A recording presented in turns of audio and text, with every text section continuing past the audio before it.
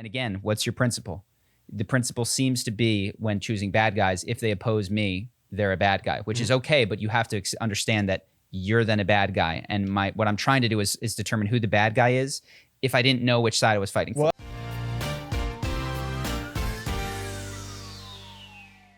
Bienvenido. Vamos a hacer este. No, I'm just kidding. Unsubscribe. I have a better Spanish accent than that. That was my fake Spanish accent, but I'll show it to you guys later. So this week I spent the whole time reading about leadership, reading about Eisenhower. Our patrons recommended Dwight Eisenhower. I had no opinion of Dwight Eisenhower, like just the most forgettable president. I would have skipped him in a list of presidents of the 20th century. But people recommended a biography on him, and I checked one out, and he's the man, dude. Okay. To be fair, all biographies are going to pump up probably the person that they're writing it about. But one of the things that I didn't know is that very shortly after Eisenhower, he was most of the 50s is when he was president for 2 terms. He was ranked by historians like the 30th best president, which is contemporary historians in the 50s. Contemporary historians. Yeah. Meaning, and that was true for I think decades after, which is to say the worst president, because there were only like 30 some odd presidents at that point. And today I went to Wikipedia and they have a conglomeration of all these different things. He is solidly 4 or 5. Wow. Yeah. So he's so what switched? Why did his peers think he sucked and now we think he's great? So people thought that he just did nothing because he wasn't big and blustery, didn't give big speeches, didn't really react to the Soviet Union when the U-2 spy craft fell over in Siberia. They shot it down. He did not make big pronouncements. Senator McCarthy was in. If you guys have heard of McCarthyism, he was pointing the finger saying that communists are everywhere, and Eisenhower never mentioned his name, not once. And so people got the impression that he just kind of laid back and things magically turned out good in the 50s without him contributing. And as they dug into like what he was saying behind the scenes in the plan, like this was very much planned. So the McCarthy thing, he's like, give him no air. The best thing for a senator is to have the president put his name in his mouth.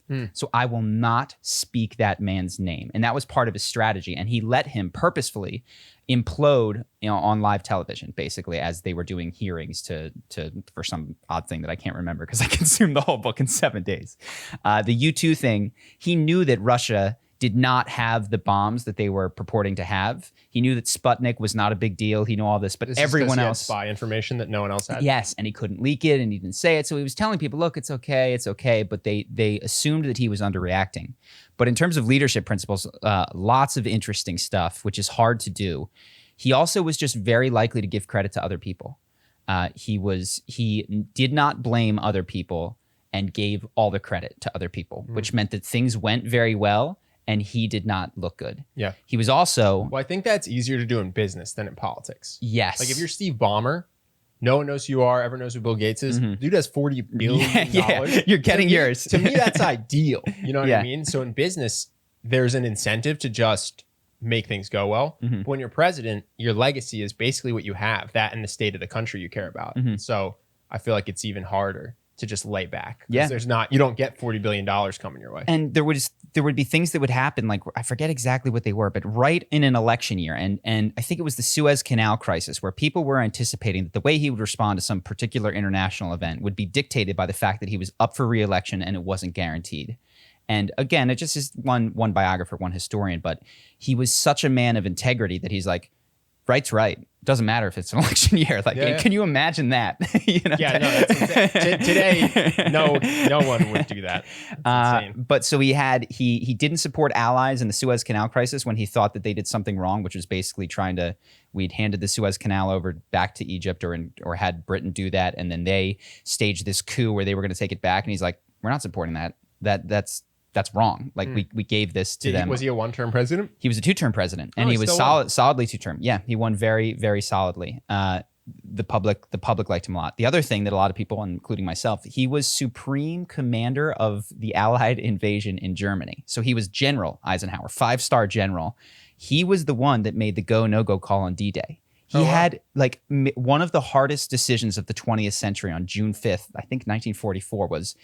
do we go today or there was like a 3-day window where they could do it and the weather wasn't certain. And it talks about how all these people are giving him different information. They're saying we can't do it. They're saying you cannot put the 101st Airborne, a huge part of the D-Day operation was we're going to land these paramilitary guys behind enemy lines. Mm-hmm. People are like, this is never going to work. This has never been done. And he made calls that historians have since vindicated by being like, one, the weather forecast, he got lucky, but he postponed 1 day. So he made the right call with the weather. They had a few hours of like, we can land without these boats getting destroyed. And they said the pivotal thing, like 80% of the success, at least according to this one particular person, was dropping these paratroopers behind enemy lines, which many people instructed him not to do. And afterwards, in his correspondence with these people, what he made clear, he's like, if this goes bad, this is only on my head. You've all done your job in advising me. And if it goes well, it was the guys on the front line. And so people obviously gave him credit. He was general. He was revered, especially during that period of time. Oh, yeah. But if you get that letter, you love him. I mean, there's to some extent, there's public opinion that matters, but you also get in the military that Napoleon Bonaparte thing of just like, who do the troops think is king? Do they think it's the king or do they think it's the general? And if you get that letter of like, if this goes bad, it's on me. If this goes well, it's on you. You love the guy. Yeah. So he did a couple of things that I'm trying to incorporate, and I don't do. I'm no Dwight Eisenhower, but things that I'm just like trying to tease the principles out. When they sent I believe it was the 101st Airborne, he stood on the runway till every single person left, which is to say, like, he looked all the guys in the eye, or many of them, that he was potentially sending to their death. Yeah. Like, he did not just sit at home. He was, he looked at a potential failure and its impact like squarely in the eye. He also wrote a letter in the event that it failed that was saying, this is solely my fault, and just kept that letter on his person. Oh, wow. Yeah, that was like, this is 100% on me. My men, the men fought bravely. My advisors were amazing. They did everything they could. And just...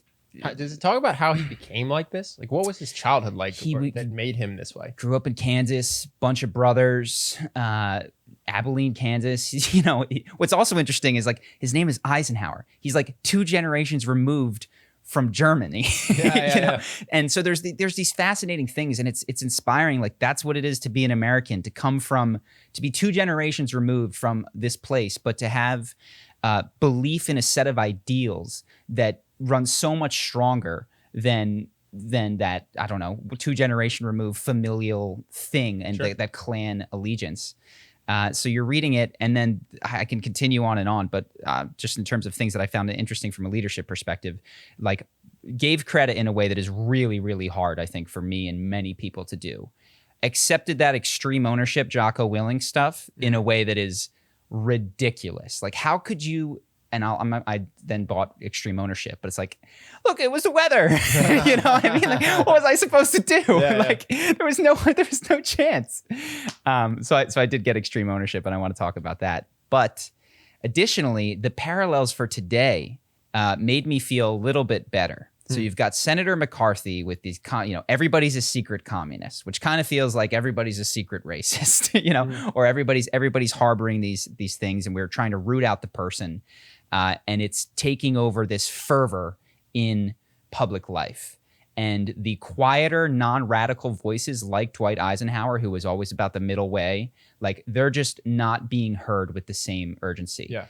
Well, I think the problem is we don't have a presidential candidate who fits that description that you just said. There's not a leader that's doing that. But what there was at the time was there was this, they didn't call it fake news, but there was, he thought that there was this reactionary Sputnik flies over and it's the end of the world news. Sorry. I agree that I do think that the U.S. populace is largely moderate, quietly sane, like, not made of people who are racist or who see racism everywhere. I think that's the majority of the populace. But I'm saying both of our candidates do not fit the Eisenhower description you just gave of like quiet, calm, not like, they're both it's like, you're a socialist, you're a racist, like, you're a fascist. They're both doing the McCarthy. We have 2 McCarthys running for president, right? Yes. And I forget, but I don't know how willing he was to do the attack stuff. It was just an interesting fascinating dude. But yeah, we kind of lack that leadership. And the question is, how important is that leadership? Because when you get a leader like that, they say it's everybody else who did it anyway. And so it's like, well, according to the leader who seems to be really good, he didn't even contribute. But is that just a trick that I was literally texting with a friend of mine who I really respect because he's quite smart and he's simultaneously very successful, but he doesn't follow any party line. And I was like, who are you voting for? You know, because I think a lot of people are trying to figure that out. And he said I'm voting for Biden because I don't like either of them. And I think Biden will just be hamstrung by a Republican political system. Just gridlock. And like nothing will happen. Yeah. And he's like, I think they'd both be bad given absolute power, but you just put Biden in there and then like nothing happens for 4 years. And you hope that a better leader has come by 2024. One of the things that I also thought was fascinating is, so Brown versus Board of Education says that it is separate but unequal is unconstitutional. You must integrate the schools in the South. So Little Rock drags their feet. He talks to the governor of Arkansas. He says, no, we're going to do it. We're going to integrate. We're going to integrate. They don't integrate. He's furious. But again, he's known for having this private temper that he like, and then quickly getting it under control and presenting a different public face. A calm front. And so people for a long time thought that they didn't know his sympathies with regards to race because he didn't really give rousing speeches about it. But in this particular moment, he sent the 101st Airborne, the same group that was behind enemy lines at D-Day, into Little Rock to protect the Little Rock 9 who were going to this high school and to be like, you can no longer segregate these schools. And let me be clear, this is not the National Guard. This is not the DHS. This is like a wartime unit. This is like, I think at the time, like close equivalent would be SEAL Team 6 in the sense that like you've heard it's not just a random unit. Like you've heard their name, you hold them in high esteem. It would be the 101st Airborne, which is just like, this is big. This is a combat unit in wartime.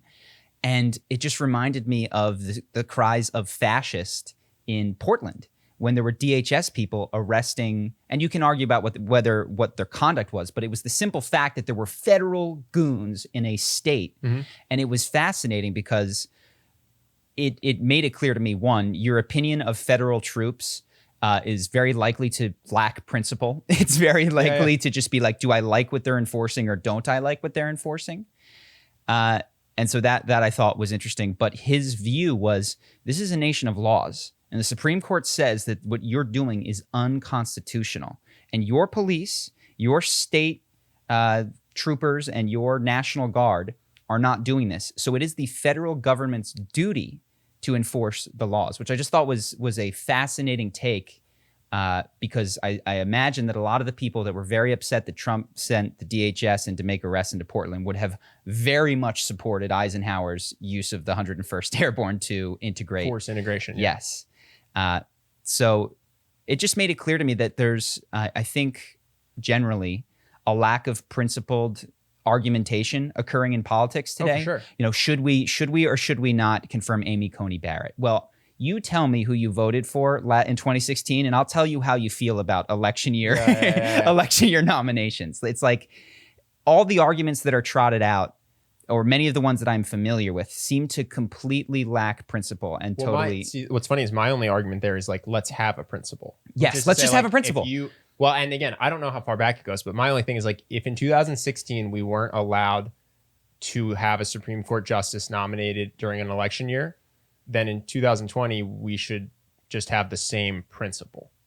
You know what I'm saying? Like, yes. And to be clear, I don't know what the principle was in that year. And I've watched a bit of Steven Crowder arguing that it's been done 27 times before, whatever. Then in 2016, that exactly. This is what I'm saying. Like, I don't know how far the history goes, but either it's a mistake now or it was a mistake to not do it in 2016. But you just need to have a rule that says presidents in election years can or cannot. And that shouldn't change based on your party and the party of the president. You should just have a belief about the Supreme Court and how it's meant to operate in our country. Because like when you don't do that, it's incredibly incendiary and divisive, and ultimately you will be unhappy because you like think it's like when Obama started, I think, doing more executive orders than ever before, and the Democrats were all about it.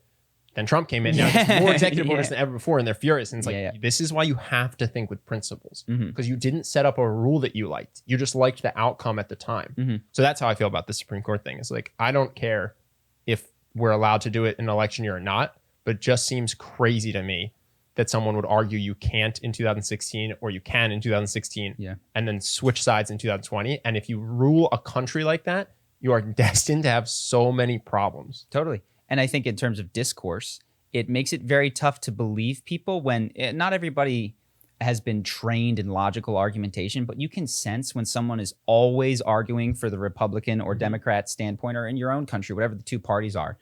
And it just makes you distrust everything they say. So when they come out with a very interesting, novel piece of information, you're like, this is cherry-picked nonsense that I don't need to listen to because I already know which team they play for. And I'll do a little bit of, I don't know if it's defending or maybe just a new angle, but we've talked about before, like not everyone is smart, and everyone, no matter how smart you are, largely believes what they heard 1,000 times as a child. So you have a populace that on average is of average intelligence, which means some people are below average. And then also all of us believe stuff that we were told growing up. And so it's like, yeah, we do not have a particularly philosophically sound voting base. You know what I mean? Yeah. Yeah, sorry, I was just looking at other things from Eisenhower. He's just fascinating. So he selected, guess how many, I just showed you. He selected 5 Supreme Court judges in his 8 years. 5. He decided which way the court went. But he made one, he was a Republican, a Democrat, purposefully, who became one of the longest sitting, staunchest Democrat people. Because he wanted the credibility of the court to represent the people. And he's like, look, it's not 5/9 Republican, it's like that's not what it is. And so he purposely did that because he wanted it. He thought that it was very important that the court have credibility with the American people. I don't know if maybe it's just because this is the time that I grew up in and I wasn't alive then, but that seems so like no one would do that. You know what I mean? I don't know if we've become stauncher in terms of how we identify, or we've started to hate the other side more, or what it is, but like that makes so much sense to me. But I feel like it would be almost unheard of for someone to do that today. So I don't know, but I was looking at the rankings of presidents on Wikipedia, and they color it by quartile. And what you see is that there are lone standouts, but oftentimes there are what historians have since deemed clusters together. So for many of the historians, they would say, and some argue, but Truman, Eisenhower, Kennedy, and even before Truman, FDR, that was a solid, I don't know, 20 plus year span of almost 30 years of above average presidents. Do you think it's because if there's a pendulum between the parties, each side kept it tight, so the next side kept it tight? No, it was weirdly enough, the Republicans, Eisenhower could have run as a Democrat or a Republican. Nobody knew what his politics were. He was a general. And there had been 20 years of Democrats, including 12 of FDR prior to that. So they hadn't won since Harding or something. Wait, how are there 12 of FDR? He was a 3-term president. Dude, U.S. history is fascinating. My teacher never taught me any of this cool stuff. So there was no rule that you could only do 2 terms. It was precedent set by George Washington, and several presidents prior to FDR ran for 3 and lost. Oh, interesting. So FDR was like a wartime thing, and he, according to historians, he's the 3rd best president. Now, some people, Republicans today, hate him. But he was popular enough to win. And he was popular enough to then Truman took over after him. And Eisenhower was being courted by both Democrats and Republicans. Were whoever, this is the guy who won World War II. Yeah. Whoever he runs for. And he chose Republican just to be. He chose Republican because he thought the 2-party system was necessary. And not it's better than having a first past, or I guess, I don't know if it's non-first past the post, but he wasn't saying that the 2-party system is better than a 3 or 4 or 5-party system. It's better than a 1-party system. Yes, he's saying that it's better than a 1-party system. So he was Republican because he thought that it was important that there was debate and disagreement. And again, just a very principled, high-integrity dude, at least according to this particular biographer, who happens to be an Eisenhower, but it's his granddaughter. But it seems that many historians have since come around to this as well. So just fascinating. And I'm watching him, and I'm not like him. At Apex Legends, if I lose, it is not my fault. It is everyone else's fault. You didn't cover me. I said you blew it. But then, so I picked up Extreme Ownership. Okay. And I'm going to read it, but I have super misgivings about it. Obviously, I just told you, it's everyone else's fault. You didn't shoot the guy. So I'm curious, you know the basic underpinning of Extreme Ownership, right? Yeah, but I haven't read it, so Me neither. I don't have a good grasp. So there might be color to it. I've only read like the first chapter, and there's areas where I definitely disagree. For instance, they refer to the insurgents repeatedly as bad guys, and I'm like, oh man. Yeah, have we talked about American Sniper? No. Okay. Well, Chris Kyle was in. I think he was in this particular unit. So yeah, I mean, we can talk real quick just to kind of highlight what you're saying with the bad guys. Is that the movie American Sniper? American troops are in another country. Our best sniper and the other guy, their country's best sniper, are trying to take each other out because it's an asset for the other side. Okay, that's like my neutral explanation of it. We talked to a friend of ours who's, I think, very bright, and we were talking about how it's so weird that we're the protagonist in the movie, despite the fact that we're in their country. And he said, that's because that guy only killed bad guys. So that's why he's a hero. I said, well, who's defining them as bad guys? I don't think that that country would define them as bad guys. Well, not that country or that group of people, because he wasn't necessarily representing a nation at that point in time. He was trying to create a new nation. Yeah. No, I think it's just I'm kind of the opinion that there aren't very many bad guys. There maybe are some, but I think there's people who had different backgrounds as us and different experiences that led them to think that they're the good guys. Yeah, and I think this is only something that I can say sitting on a couch. If I were on the ground in Ramadi or Fallujah, they have to be bad guys. They have to be. No, they have to be bad guys. That's the only way to survive the day when someone is literally trying to kill you. And they are. They're trying to kill you, just like you're trying to kill them. So this is not meant as like sometimes personal failings sometimes of people. There are stories that are the opposite of that, though. I forget when it was, but there was a time, I think World War II, that I want to say there was a French battalion trying to hold a hill, and Christmas came, and there had been fights all back and forth, and somehow it got negotiated that they would have a truce over Christmas, and it got held up, which is insane to me, because when I hear that, I just no, that happens frequently. George Washington was one of the first mofos who broke the Christmas tradition by sailing across the Delaware and murdering a bunch of drunk Hessians. Like that was the most low blow. Like Christmas was off, man. Yeah, I mean, just for a few hours. Me thinking about a war and how desperate you are to win, I was like, of course people are just going to go in and murder you while you're partying. But they didn't. They like partied, and then somehow like their music, they basically started playing music for each other. And what happened was so then I think the Germans got reinforcement news, and they're like, we're about to kill these guys. This might be World War I. And they leaked a note that was like, hey, we're coming at this time. Like, don't be there. And then they weren't there. And I thought that was a ridiculous story, because it's the first time I really heard of two sides humanizing each other and being like, listen, I get you're fighting for your country because you love your country. I'm fighting for mine because I love mine. But I don't necessarily think you're evil, but I will kill you if you're there. So tomorrow. Don't be. Yeah, like I'm going to kill you at 10 a.m. tomorrow. So just don't be there. Yeah. I thought that was just an incredible thing that's even possible. So we can dive back into extreme ownership, but the whole bad guys thing is just clearly what defines a bad guy is they oppose the mission and this is the other thing that I struggle with in extreme ownership, which is I'm jumping around. He defines the most effective aspect of leadership, or the most important aspect of leadership, as effectiveness. Did you achieve the mission? And I understand that from a soldier's perspective. But from someone who has the luxury of being able to go one level higher and choose the mission, the most important thing a leader can do is choose a worthy mission.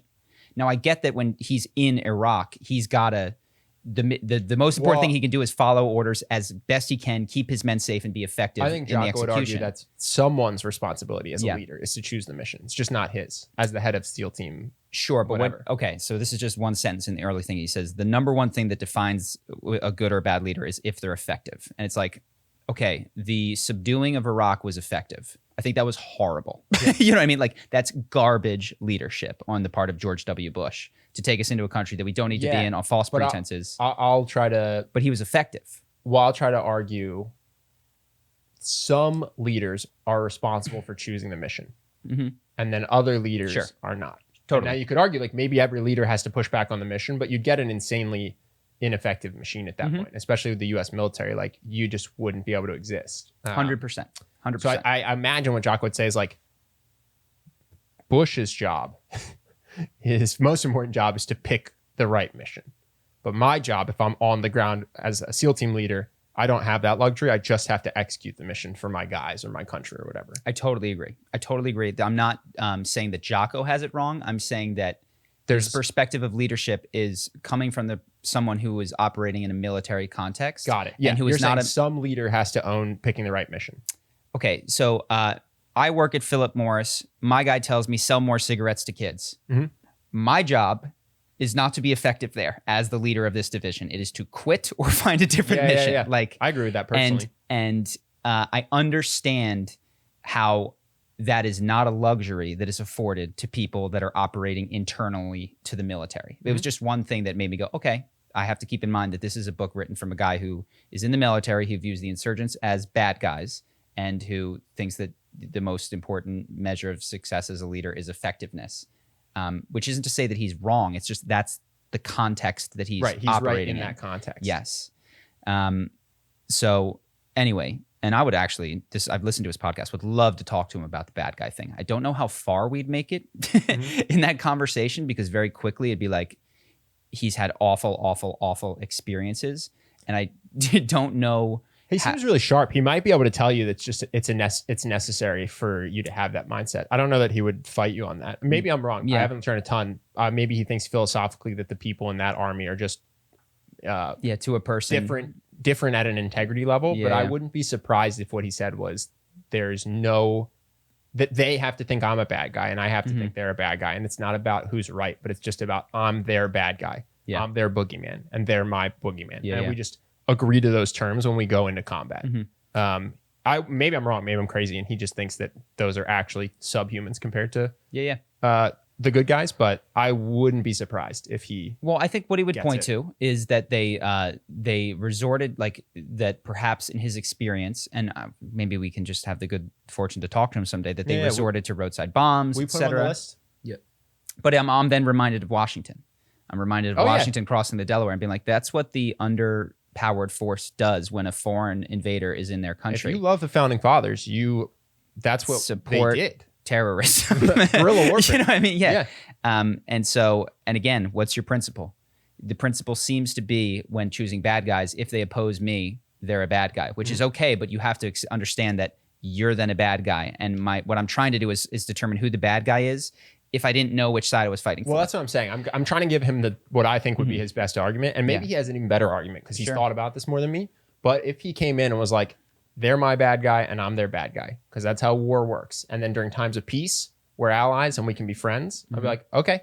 Like, if you don't, as long as you don't think that there's something superior about a good guy and it's just a perspective thing, like, I don't know. It'd be interesting to ask him though. Put him on the list. Sure. We'll have him on. Sure. So that's anyway, there's the extreme ownership part. I haven't gotten to that aspect yet, but my understanding is that extreme ownership is that as the leader of any particular unit, you take full responsibility for the success of that mission.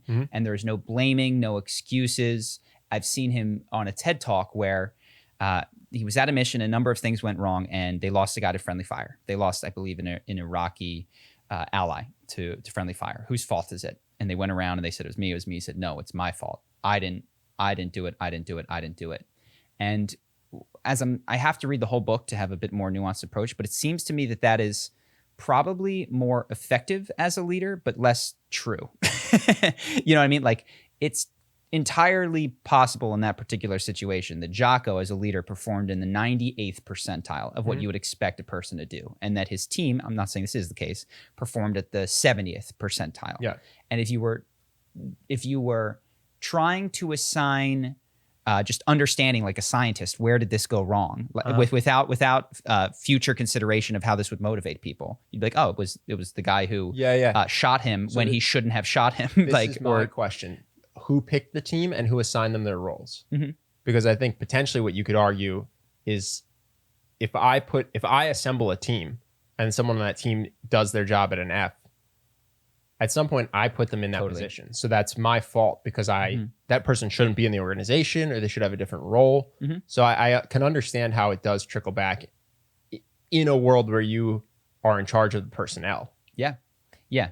I mean, where I've landed tentatively, and I'll read the rest of the book to figure out, is that reading Eisenhower, reading a lot of these people, it seems like the effective way to run an organization is to take extreme ownership, full responsibility, that makes people inspired, loyal. It gets the best out of them. Even though in a scientific assignment statistical analysis of where blame might lie, which is impossible to do, of course, it's not the most true. Yeah. Well, I mean, to me, that just underscores, if I'm going to have that principle, then who you have under you becomes incredibly important. If you're going to take responsibility for all of their failings, you know what I mean? Of course. But let's go an extreme example, because it's extreme ownership. Let's say that you're going into this particular battle and you're doing good, and then all of a sudden a bomb is dropped on the city and everybody is blown up, and you, for whatever reason, make it out. My fault? You know what I mean? It seemed like that seems completely out of your purview of understanding. You know what I mean? I'd be curious what he says. We should have prepared for the contingency of I don't know. I would be genuinely curious to hear what he says. Yeah, I'm sure he's thought of it. Sure. But I get how it's an effective tool for sure, especially after reading how people respond to leaders who have that sort of behavior. Yeah. Well, it reminds me of Tony Robbins to some degree, which, and again, I don't even know that this is a good way to live, but he says when changing people, effective is more important than truth to him. So like, let's say that you believe in wizards, right? Just down to the core of your being, you believe in wizards. He thinks you're insane, but he will talk to you as if he's 100% certain that wizards exist to try to get you over your phobia of snakes, because that's what you hired him for. And just to make this concrete, he does this with religion. So if somebody is very, very... Well, he does it with anything. So what I see it most often is somebody is very religious. He'll be like, and their grandfather or his dad would be like, how would your grandfather looking down on you now react to the way that you are still smoking? And that'll make him break down and be like, I have to do this for my granddad. And with somebody else, like you're saying, who doesn't believe that, he just leaves that off. Like he doesn't care that that's true or false, that grandpa is looking at you. He just cares that it motivates you. He's trying to get the change, which is to make you not suicidal or make you quit smoking or whatever it is. Yeah. So Jocko might also just be like, listen, it doesn't matter if the bomb's actually my fault. Like what matters is that my guys know that I will make it my fault. Yeah. Maybe that's, I don't know, not Jocko, but he might just have the same Tony Robbins philosophy of like effectiveness actually is more important than honesty or truth or whatever. It seems like it seems like there's a value to both. So for instance, if the world is full of Jockos, Tony Robbins, who care primarily about effectiveness, let's just take the argumentation of religion, then because religion is a useful tool for motivating people to do the things that you can conceive of that you would like them to do, you push religion, and religion maintains a very popular thing. And in this world, let's pretend that it's not the case, that religion, that there are no angels, that there are no people looking down. What it then blocks you from is a goal that you couldn't anticipate, which is a deeper understanding of the universe and what actually is the case. Perhaps it's really Thor, god of thunder, who is running things, and you're missing out on. Or interestingly, how do you run an organization where you can't, like, let's say you keep having mistakes, but like the COO keeps taking the blame, even though COO is an incredible COO. Well, you have to fire the COO and bring in a less high quality leader so that you can get to the root of what the actual problem is. Because then this worse leader who gets less from the team will be like, no, it's John. It's John in production. He keeps breaking stuff. I do think there's room for firing and hiring as a responsibility. I do think that one of the things, effective leader can do the firing. I'm saying if you manage the effective leader. Oh, and he's constantly telling you it's me, it's me, it's me. Let's say I'm the CEO and my COO is all about extreme ownership. It's my fault. But he, for whatever reason, won't fire the guy. I'm like, I have to fire you and get a worse person who will get less from the team just so I can diagnose what's actually happening. So that's where I could see it being, I guess it would need nuance. Having not read the book, I don't know, potentially all the nuances in there. But that's just the first thing that comes to mind for me managing a team. It's like, I would want to know what's actually happening. Well, this is the thing. But that's not being managed by the person. Yeah. That's when you're higher up than the person. If it had rained on June 6th, Dwight Eisenhower might have had a completely different life. Oh, sure. Probably not president. You know what I mean? Like, sure. And was he less capable because it rained? Like, if a cold front and a warm front had just hit at a slightly different angle on that particular day, all of a sudden his quality of leadership is terrible. Shot. The war's over. The Nazis win. You know. Oh, then it wouldn't matter. He's the U.S. president. Or let's say even that we did. Let's say that we won the war and things basically unfolded, and then he's never president because he was a bad leader and some other British guy had a couple breaks. It's. Are we really going to measure a person based on those things. And I know we do. I was gonna say, I think we do. We and that was the criticism of him, is that he was the luckiest guy ever. He got lucky with the weather. He got lucky in the 50s with a good economy. He got lucky with this. And some of it's true, but this book does make the good case that it wasn't just dumb luck. His plan was to not say McCarthy's name. His plan was to cancel on the 5th and then go on the 6th. Sure. But I guess life is, at the end, it's a game of probabilities. And if you set things up such that there's a 90% chance of success and then it doesn't break your way, you're a loser. This is how I felt with my my Trump prediction, by the way, in 2016. I was like, I'm not saying he's going to win back in March. I'm saying he's got better odds than the bookies are giving him. And I've been overly vindicated because, quite frankly, close to the election, I thought that he was going to lose because the polls all said so. But because it broke that particular way, people think that I have a special insight into presidential elections and candidates. And there was a lot of, I saw some things, but then it was, at the end, it was a coin flip. You know, well, that's kind of what I feel about entrepreneurs. When people ask me, because our Charisma on Command's working out well, people ask me for advice, and one of the things you got to say is like, are you ready to do this for a couple of years and have a couple ideas not work? Because every successful entrepreneur I know is not on their first business. That sounds crazy, and I'm sure there are people who are successful with their first business, but literally none of the ones I know. So you just have to be ready to bet on your odds of success being higher than most or high enough, but then you're going to have to go fail a bunch. You know what I mean? Because I do think there's so much external involved in success of D-Day, the success of your business, whatever it is. Yeah, it's an iterated game. I think Naval Ravikant talks about this, which is the goal is to increase your odds of success and play as many times as you can squeeze into a life. And especially to maximize odds of success with things like D-Day, where it is pivotal. And quite frankly, to avoid those moments as best you can. This is why entrepreneurship is so nice, is you don't ever have to have a D-Day moment. You could just fail, and have a breakthrough and then ride that. It's just interesting to take responsibility for things that in retrospect are so much out of your hands. And it's weirdly enough, it seems, this is why I would love to talk to him. It seems to fly in the face of spiritual understandings, which is like, you didn't do any of this. Like you were thrown into this world at a random time in a random place, and all your bluster about your planning and what you're able to do. There's so many factors outside of your control. To pretend that you're being influential is just ego. So it's interesting, and I'd love to have that conversation of, is it ego to be like, no, it's my responsibility? Or is it a lack of ego to absorb the blame for other people? I don't know. Is that a trick of the ego at the end of the day? Or does it even matter if there's guns shooting at you? Yeah, because forget the ego, like, does it work? Yeah. I think you figure out the spirituality thing once you and your guys are. Yeah, I think that's probably true. I think that's probably true. So anyway, we got on a huge tangent. I know you brought some stuff. I have a ton. So let's keep on religion. I was thinking this. I was like, we've done politics, we've done dating. Let's do religion. Okay. But I thought this was interesting. It's about politics too. So I have another friend who I also think is smart, but he's a religious guy, and he said that he thinks Trump's going to win in a landslide. And I said, why? He said he's never seen the evangelical religious people in America so united behind a candidate. I said, why is that? Trump's not even religious. And he said that there is an opinion amongst some in the religious community that their religion has become hate speech, which I was really surprised by. So I said, what do you mean? And he said, you can't publicly say gay marriage is bad. Yeah. Now I was like, okay, that's interesting, because to them, their religion and their freedom of religion is being, and their freedom of speech, I guess, is all being impinged upon by the decision that it's hate speech. But then I also wonder, why are you just picking that part of the Bible to be upset that you can't talk about? Because I think the Bible's also like pretty pro-slavery, for example.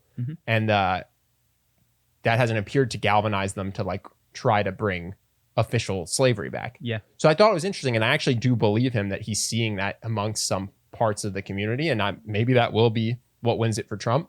But it was just such an interesting thing to inspire a voting bloc to think that, oh, my religion is hate speech. It's like, well, you've kind of been ceding ground on what part of your religion defines religious it. Text you're married to. Yeah, is my impression. Like along the way, like there's certain things about like how you can treat your wife, or certain things about how you can penalize people with the death penalty for certain things and slavery being okay. It when it's seems like, appropriate to stone someone. yeah, exactly. That's what I was thinking with the death penalty. It's like when it's okay to stone someone. So it seems like even if you're a religious Christian, the past 1,000 years has kind of been ceding or disowning parts of the Bible as interpretive or applicable to a period of time that's not today. Yeah. Why not this one? But then holding on to this one as saying, I'm going to vote for Trump because right now me saying gay marriage is wrong is hate speech. And that was my thought, which I didn't press him on because we were just surfing at the time. So wasn't exactly focused on this 100%. But yeah, I thought it was interesting that might galvanize a voting bloc. I think when you zoom out of history, this is going to be just like the people who resisted, not just like, but emotionally like, and it will follow the same pattern of people who resisted the heliocentric model of the solar system. You're like, why are they holding on to this one? They held on to every piece of ground that has been since ceded in the face of overwhelming social pressure. And I was going to say scientific evidence, but the truth is, if you look at how people know what they know, not everybody was looking through the telescope, understanding the Kepler orbits. Most of us think the solar system revolves around the sun. That's why for no good reason. To be clear, for no good reason. Experiments about just because everyone else says so. Yeah. This is one of the things I with flat Earth, and that I'm sure there are people out there that have firsthand who are listening right now, and you don't need to comment. I believe you, that have done the experiment. Sure, you've put stakes in the horizon. That put stakes in and watched it down, or you've watched a ship sail over the thing. But where I live, there's buildings everywhere. There's no horizons really where I'm hanging out. I guess there's the ocean. But most people that tease flat earthers have never confirmed through any sort of empirical evidence that the Earth is in fact round. It is entirely plausible with the data that they've done and the research they've done that pilots are circling around and tricking them. Yeah. Now, that's kind of a silly thing. The reason that I resist a lot of these bigger conspiracies is because the amount of people that would need to be in on it. This is what I was just going to say. This is why I don't do a lot of the science. Yeah, the flat Earth argument to me, the way it falls flat is the fact that it would require so many people to be coordinated on it. Yeah, that every pilot at some level would need to. It's hard to manage a team of 10 people. Yeah, you know what I mean. Like get them not to talk. People leak stuff all the time. Yeah. In the NBA draft, you always know ahead of time who's getting drafted where. It would be really really tough for I'll steel man it. That what they've done is effectively they control a few key points of information dissemination. So these leaks are happening, and these people could point to several pilots who could tell you the whole story. Go to this channel, but that they're being choked out by the owner of YouTube, the owner of Fox News, and so you're not able to get the information that is leaking constantly. That would be the steel man of that particular argument. But I forget. Oh, with regards to religion, the only point that I was making is. That all of us who are so certain that the Earth revolves around the sun really don't have good reason for that. No, I think the point you were saying is like people got put to death for saying the Earth revolved around the sun. Mm-hmm. Now, I don't think not many religious people think that it's a Earth-centric solar system. Mm-hmm.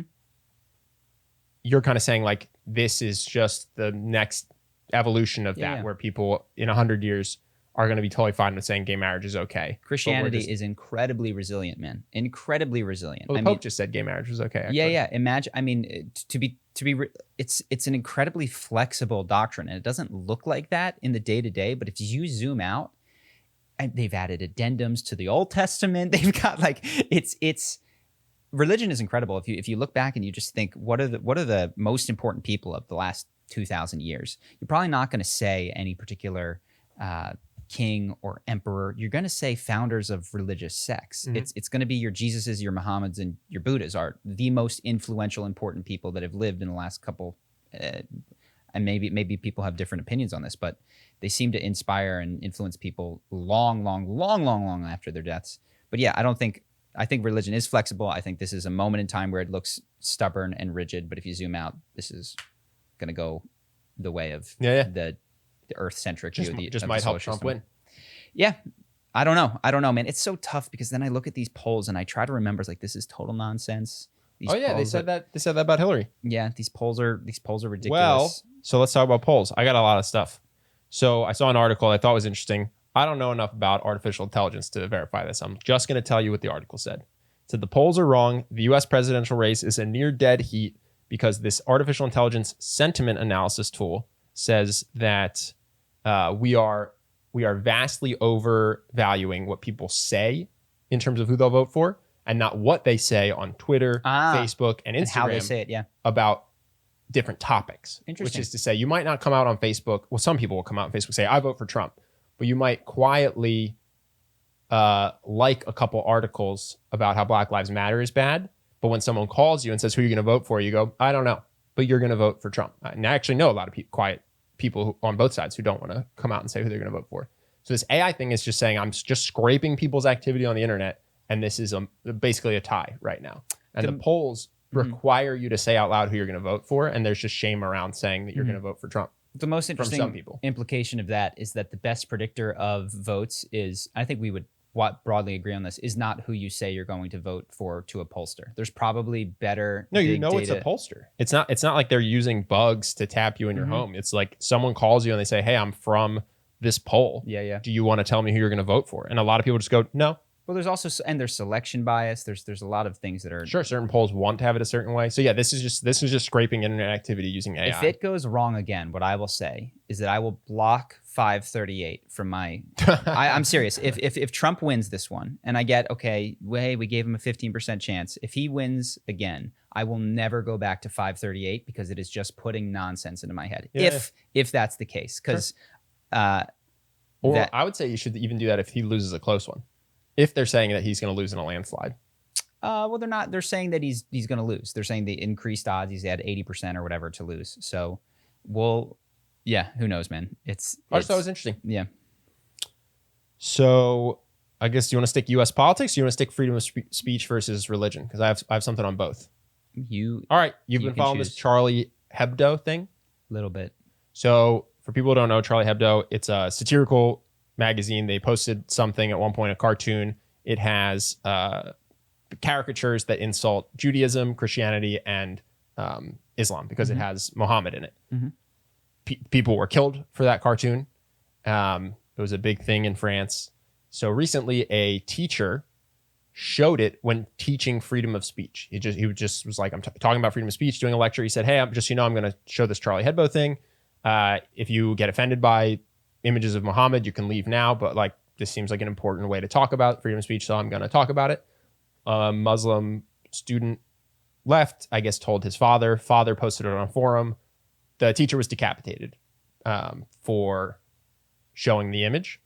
France is doubling down and projecting giant images of the image on their government buildings now. Oh, really?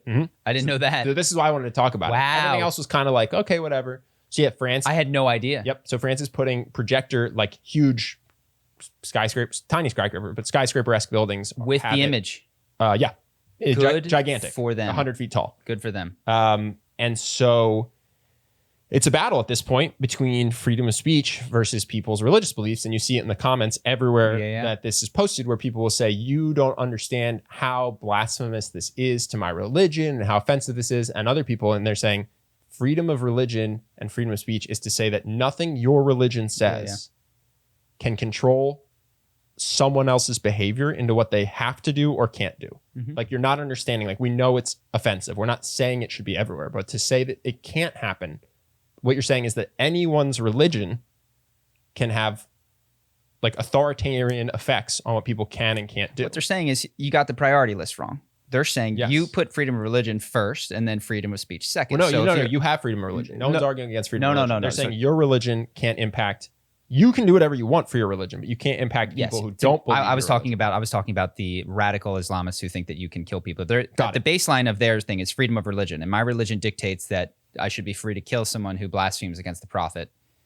Therefore, freedom of religion, and then within that, freedom of speech. I don't know why. I don't know that it says you have to kill people who blaspheme Muhammad. I'm not upset in doing it. Yes, this is not to say that this is all of Islam. This is all of Muslims. This is to say that there is clearly a group of people within there. They think it's a big enough offense that they will kill you over it, whether or not it's in the book. Yes, which I haven't read.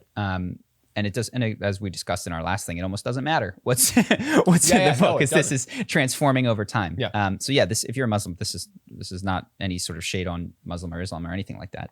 But there's a group of people that think freedom of religion is bedrock, and within that, freedom of speech. You know what I mean? It doesn't offend my religion. Yeah, you could talk about cars, and you could say that business is shady, and you could do whatever you want. And they're saying no, sorry, you have it backwards. Freedom of speech is the bedrock, and within that, you can say upsetting things about freedom, and you could practice religion and pray. How foundational and how impactful separation of church and state is, or separation of religion and state is. You know what I mean? Because that's what this all rests on, is the idea that the government should be independent of all religion. Because to have it be the other way, where you can't show this cartoon, you have to say that the government is beholden to a religion. And what's interesting, because I saw the argument for this, in France it wouldn't be Islam. So if you want this policy where France is going to make governmental policy based on a religion, it's going to be whatever the most common religion is, and it's going to mean you if you don't follow this religion, you have to convert, leave, or be put to death. Like, that's what you're advocating for, which I thought was interesting. Just if you start with the principle of like the government is going to enact this is a principle thing based again. on religion, it's not going to be the minority religion. So everyone who's upset about this, you would have to be deported or killed. I don't really know exactly how it works. I do think it's important to recognize that we weirdly say that we have separation of church and state. We do have a separation of the Catholic or the Christian church and state, but to say that the government of these countries doesn't have a religion is I would just expand the term of religion to be like the creation idea of how the world works, et cetera. And every person has this and carries this, and every government has it implicitly. We have right now a scientific materialist view of how the world works, and in that is that words and violence are different, but that is baked into the worldview that I have and that you have. And so to say it's like, oh no, we're free from religion, it's like, no, you kind of have baked in assumptions that other people might, and these people are going to freak out. I'm very much a relativist. Now, we have to find a way to all work together within this, and I think these are things which I like freedom of speech, and I think it's forms the bedrock of how you can start to interact with people that might come from very different backgrounds. But it is not a given in this cosmos that words and violence are different, because if it hurts me and it upsets me and I feel so upset and enraged, and I would prefer to have you chop off my hand than to see this image, and that's how I interpret it. Why are words not violence then to me? Now, I personally, just to be clear, I would argue against that position. I can take a stand against that, but I'm saying, how do you reconcile two beliefs systems that do not even agree on the bedrock? So the only, I guess all that I'm saying is that the government is religious. You know what I mean? They have creation ideas about the universe that it says are true at the expense of others and ways that the world works. I think people would argue that there is a difference between religion versus science. And what you're saying is like, it's all belief. You don't have the proof. What they're saying is like, this is based on evidence first, hypothesis testing. It's fundamentally different from believing something. Yeah. So we can, this is a larger and interesting that I want to prepare for epistemological discussion, but science has been elevated to the role of religion, which is, it's just true. And I haven't read the books and I believe it because, and if you don't believe it, you're wrong. And my religion, science, is different than your, you know what I mean? And I know a few of the precepts why. Now, let's put it this way. Even scientists, and I think Hume pointed this out, evidence-based studies have no bearing on what will happen in the future.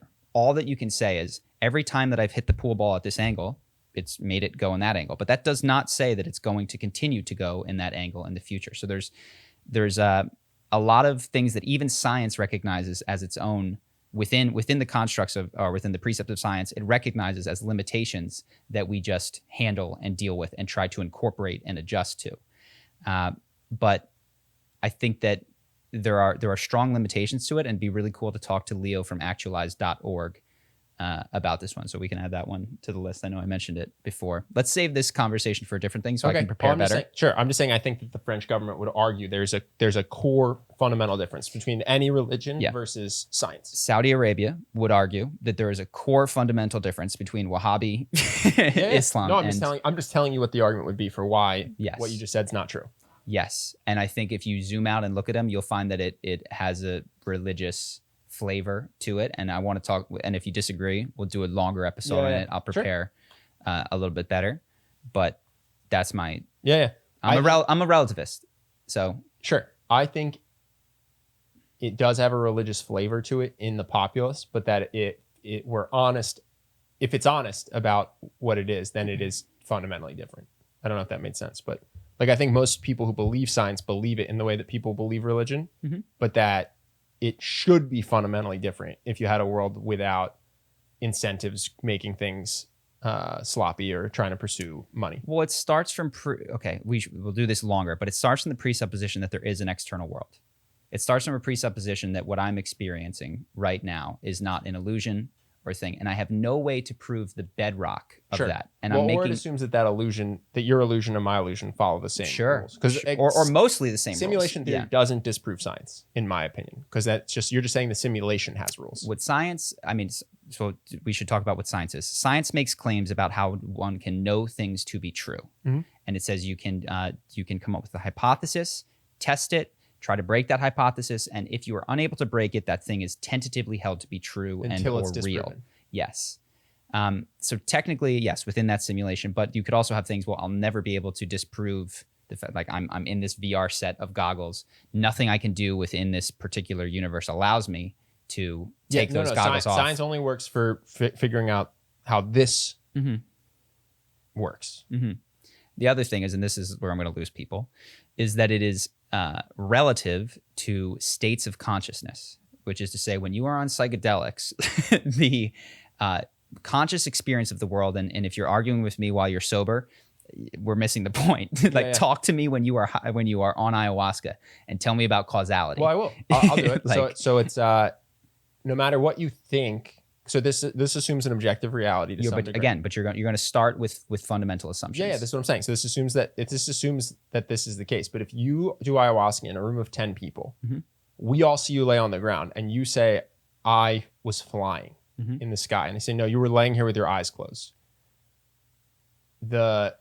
What science would say is that the reality was that you were laying here with your eyes closed. Yes, correct. And that your personal experience isn't as important as like collective experience. Totally, exactly.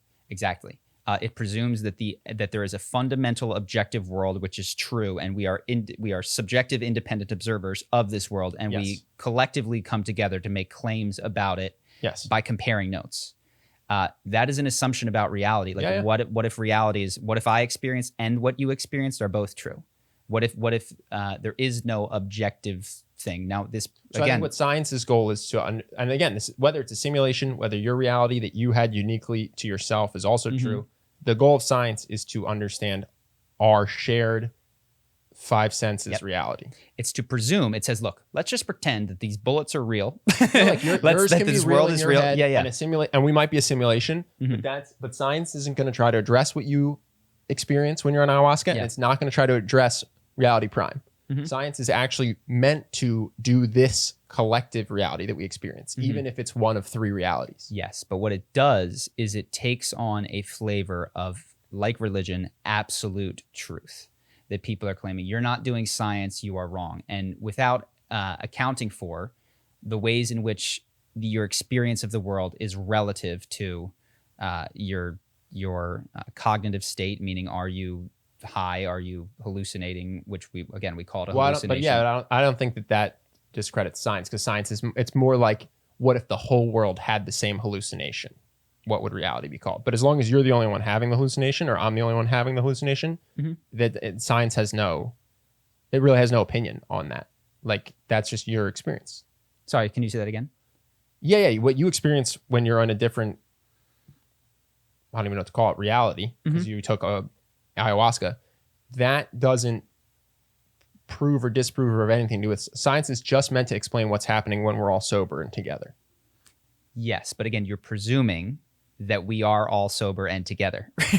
Like, that imagines a world that you are separate from me and I am separate from you, and we are all in a room sober together. And now we're describing that room, which, to be clear, let's say blood cells had the consciousness to have a conversation. They might have scientific rules about what happens in my veins that I don't understand.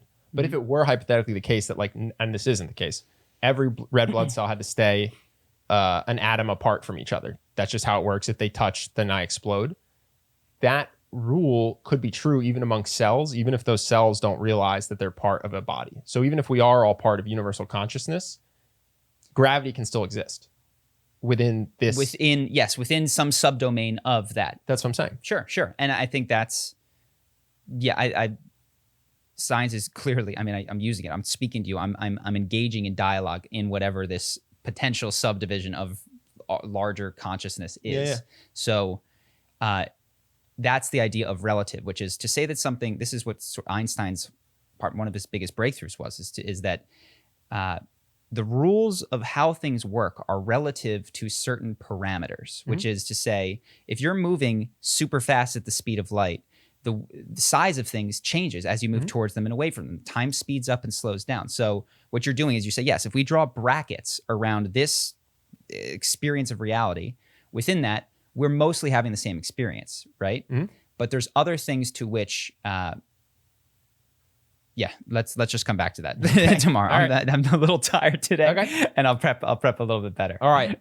You got other stuff? I got other stuff. No, you got it. All you. So I thought this was pretty cool, whether you like him or not. Biden has a ton of his proposed policies on his website. I actually couldn't find the equivalent for Trump. So if anyone listening can, put him in the link or put him in a comment, because I'd love to see it. But you can go to Biden and just see exactly what he says his plan is. Now, maybe this will change for taxes and gun control and women in business and all this stuff. And I just thought that was nice to be able to go in and like see what he's actually reporting. And it's funny because from a tax perspective, he should win this 99% to 1%. Like if you understand marginal tax rates and things like that, and you're not getting disinformation, he's going to take money from people who make over 400 grand, and he's going to take it from corporations. He's going to increase capital gains taxes, and he's going to tax companies that hide their money abroad. That should be like landslide. Everyone's clamoring for it. Politics. Which is kind of interesting because it makes me think either people don't understand or they really just do not care about their financial well-being above other things in politics. I'll give you two alternative versions. So I do understand what you're saying. One is that the effect that would have on the economy, and this is perhaps the more Republican thing, would have downstream effects for everybody, which would be negative. The other is that the government, or the other is that I'm on my way to over $400,000. You know, I think that's a real. I think that's a real belief. Get out of my way. You'll get there faster if you had this tax policy. Sure. You'd have more money and more government stuff to get yourself to 400 grand sooner. Sure, maybe. You know what I mean? And I'm not disagreeing with any particulars of the policy, but it's also unclear. This is something that I struggled with on a personal level that the government is still trying to figure out. I think I've mentioned this story before. When we all went to Brazil. You went with a lot of savings. I went with very little savings. We had one friend who went with $2 million in his bank account, and my brother went with my mom and dad's credit card. And if you charted the desperation that each of us felt, it tracked very closely to the innovation that each of us created in that period. Oh, one of the things I thought when reading this was I was like, I really, so the other thing is I've been listening to Coleman Hughes, which I'd never done before. So good recommendation for you. I think from you. I think he's really intelligent. I don't think we do welfare well in the US in terms of, I don't think that we help people get out of their situations. So one of the things reading Biden's website made me think was maybe a UBI makes more sense than what we're currently doing, because there's certain incentives where you can only get a certain thing if you're a single mother. You can only get a certain thing if you're a Black entrepreneur. You can only get a certain thing if you're a female. You can only get a certain thing if you're whatever, instead of just being like, okay, let's just provide and like let everyone kind of benefit, because then you don't have weird incentives like staying single because you get more benefits. Or not taking a job where you could move up, but it pays as much money as you're earning from welfare. So it's like, well, I will just stay home for, there's exactly. There's strange incentive structures. If I take this job, maybe in 5 years I can make more money, but right now I just have to work and make roughly the same. So I just won't go. So I actually think the incentive structure is really bad, which made me think maybe UBI has more logic to it than I have heard a lot of people say. I think a lot of people just throw UBI out as crazy. But no, it's not. I'm not necessarily saying they do it well. I'm just saying people, to me, clearly don't care about money when it comes to politics. Was kind of my takeaway. Like they're much more interested. No, I think it's I don't think it's that they don't care about money. I think it's that they don't have clear understanding of policy implications. This is something that Bernie struggled with, was, will you raise taxes? And he's like, we're going to raise your taxes, but we're going to lower it. You're going to get your premiums down. It's like that. Well, I said on Reddit, I was shocked by people who don't understand marginal tax rates. So like, I didn't realize this, but there's people who have turned down promotions because it was going to make their pay increase such that, like, let's say they make 30 grand a year and they're taxed at, I'm making this up, 15%. And they're going to go to 40 grand a year, but get taxed at 22%. And they just go, oh, all of my 40 grand taxed at 22% is less than 30 grand at 15%. I'd rather not get the pay raise, because they don't understand that. I have a hard time believing that that's real, but I do. No, that makes sense. I think it's 100% real. I think there's a lot of people who have never even heard of it. That's such a shame. Dude, that's not what they say. They say Biden's going to raise taxes to 53%. You're going to take home less of your money. That's like literally what they are marketing to people. And so, yeah, you have to actively ignore everyone who says that and then look into how marginal taxes actually work. Sure. And it's like, I get it. I find it totally believable that people just don't understand that it's always good to take the raise, because your increased taxes are only on your increased dollars. So which is to your point, like, yeah, maybe they do care about finance and just don't know what the policies what the are. implications are. Yeah. I think that might be true. With the broader point that I think about as regards welfare with my brother is, we watched him, have mom and dad's credit card, not do much with it. We started a business. The guy with $2 million did nothing, like literally slept until 6 p.m. most days. The guys that had a little bit of money, they since created businesses. My brother then, when we left, had to go get jobs that he hated in Las Vegas when the credit card was taken from him. And he was, he had jobs that he didn't want to have. And he was like a busboy picking up cups at clubs, dealing with jerks. And what had happened was, for him, there was the year in Brazil of fun, a year and a half in Vegas of not fun, and then like 6 months of really trying, fiddling this business, not getting it. And then finally he broke through after probably 2-ish years in Vegas, where his side hustle overtook what he could make from picking up cups and being a busboy and all that kind of stuff. And he now does that. And so what I struggle to think about is how much support is appropriate, because clearly my brother, when he was 3, needed everything from my parents. And when he was 18, he benefited, and maybe he benefits from free college education, or maybe, like, I don't know where it turns from destructive to give someone more stuff. So I don't know where I land on most welfare. I don't know where I land on many policies, but I know that there is absolutely a moment in time. This is why I give a lot of money to charity water, where it's like, if you don't have this, you need. Yeah, if you're a kid and you can't drink water without getting a mouth water, tumor. you need food, you need to be taken care of. And I think there's even supports when you get older. It's like, dude, you need mental health support. You need all of these things, but at some point, it's very evident to me that becomes counterproductive. And I'm not sure where in our society that is the case. I suspect that the number one thing you could do is around the basics of life and then education. But I think, safety and education and food. But then the problem with education, which I experienced in college, is when you subsidize something, it disconnects from the marketplace, which is to say, like when I was thinking like elementary school education. I was thinking the fact that people go to 6th grade and it's a dangerous walk, or they can't, they have to go to get jobs because, they have to support younger siblings. I wasn't thinking that college should be free. I was thinking just like everyone should have a pretty solid K through 12 experience. Well, even that, I think the criticism I have is when you subsidize something, it becomes disconnected from the marketplace. Not that it needs 100% of the time to be connected, but I mean, we wrote cursive up through 4th grade. We were working on cursive. It's like, you couldn't have. There was a computer in the class, but it was only for video games and playing when you were a good kid. It loses its connection with the world, and you're teaching something that was useful 30 years ago. Sure. You can't use your calculator on the test. What, are you going to have a calculator in your pocket? You know what I mean? Everybody in Silicon Valley would have said yes, you absolutely will. Yeah. But it loses its connection. So. It's just sticky. It's a very difficult thing to know what to subsidize, how to subsidize it, how to pay for it. I'm not saying we should take away public education, by the way, K through 12. I might even be for it in college, but it's tough to keep it incentivized such that people are still connecting to a world that has economic demands on them, and that is technologically evolving and isn't just in this, money comes in every year, so we'll just teach the same curriculum that we have for the last decade. Sure. So I don't know. I shouldn't be president. We won't vote for you. We won't vote for you. This is going to bite you in the ass when you run in 20 years. No, did you see what he said? He said he shouldn't be president. He said it right here. I'll tell you what, man, reading all these Dwight Eisenhower things, it is a thankless job. Sure. And one of the other, Jeff Bezos is more powerful, in my opinion. And it's not because any given year he's more powerful. It's because he gets to run Amazon for 30 years, 40 years, 50 years. And as Barack Obama saw, you can work and struggle and try to get everything and get your bill passed about healthcare, and then it can just be taken away by the next dude. Sure. So it did make me go, okay, if you want to really help presidents, it's a solid job, but man, it is not the best. Yeah. If you could be owner of something and have a long-term vision, it seems. So I guess go run for president of China, maybe. Oh yeah, that's a good one. Then you can be Putin, or Russia. How long has Putin been in power? Dude, he's been long time. He's been winning democratic elections for decades. 20 plus years. Yeah, it's been a while.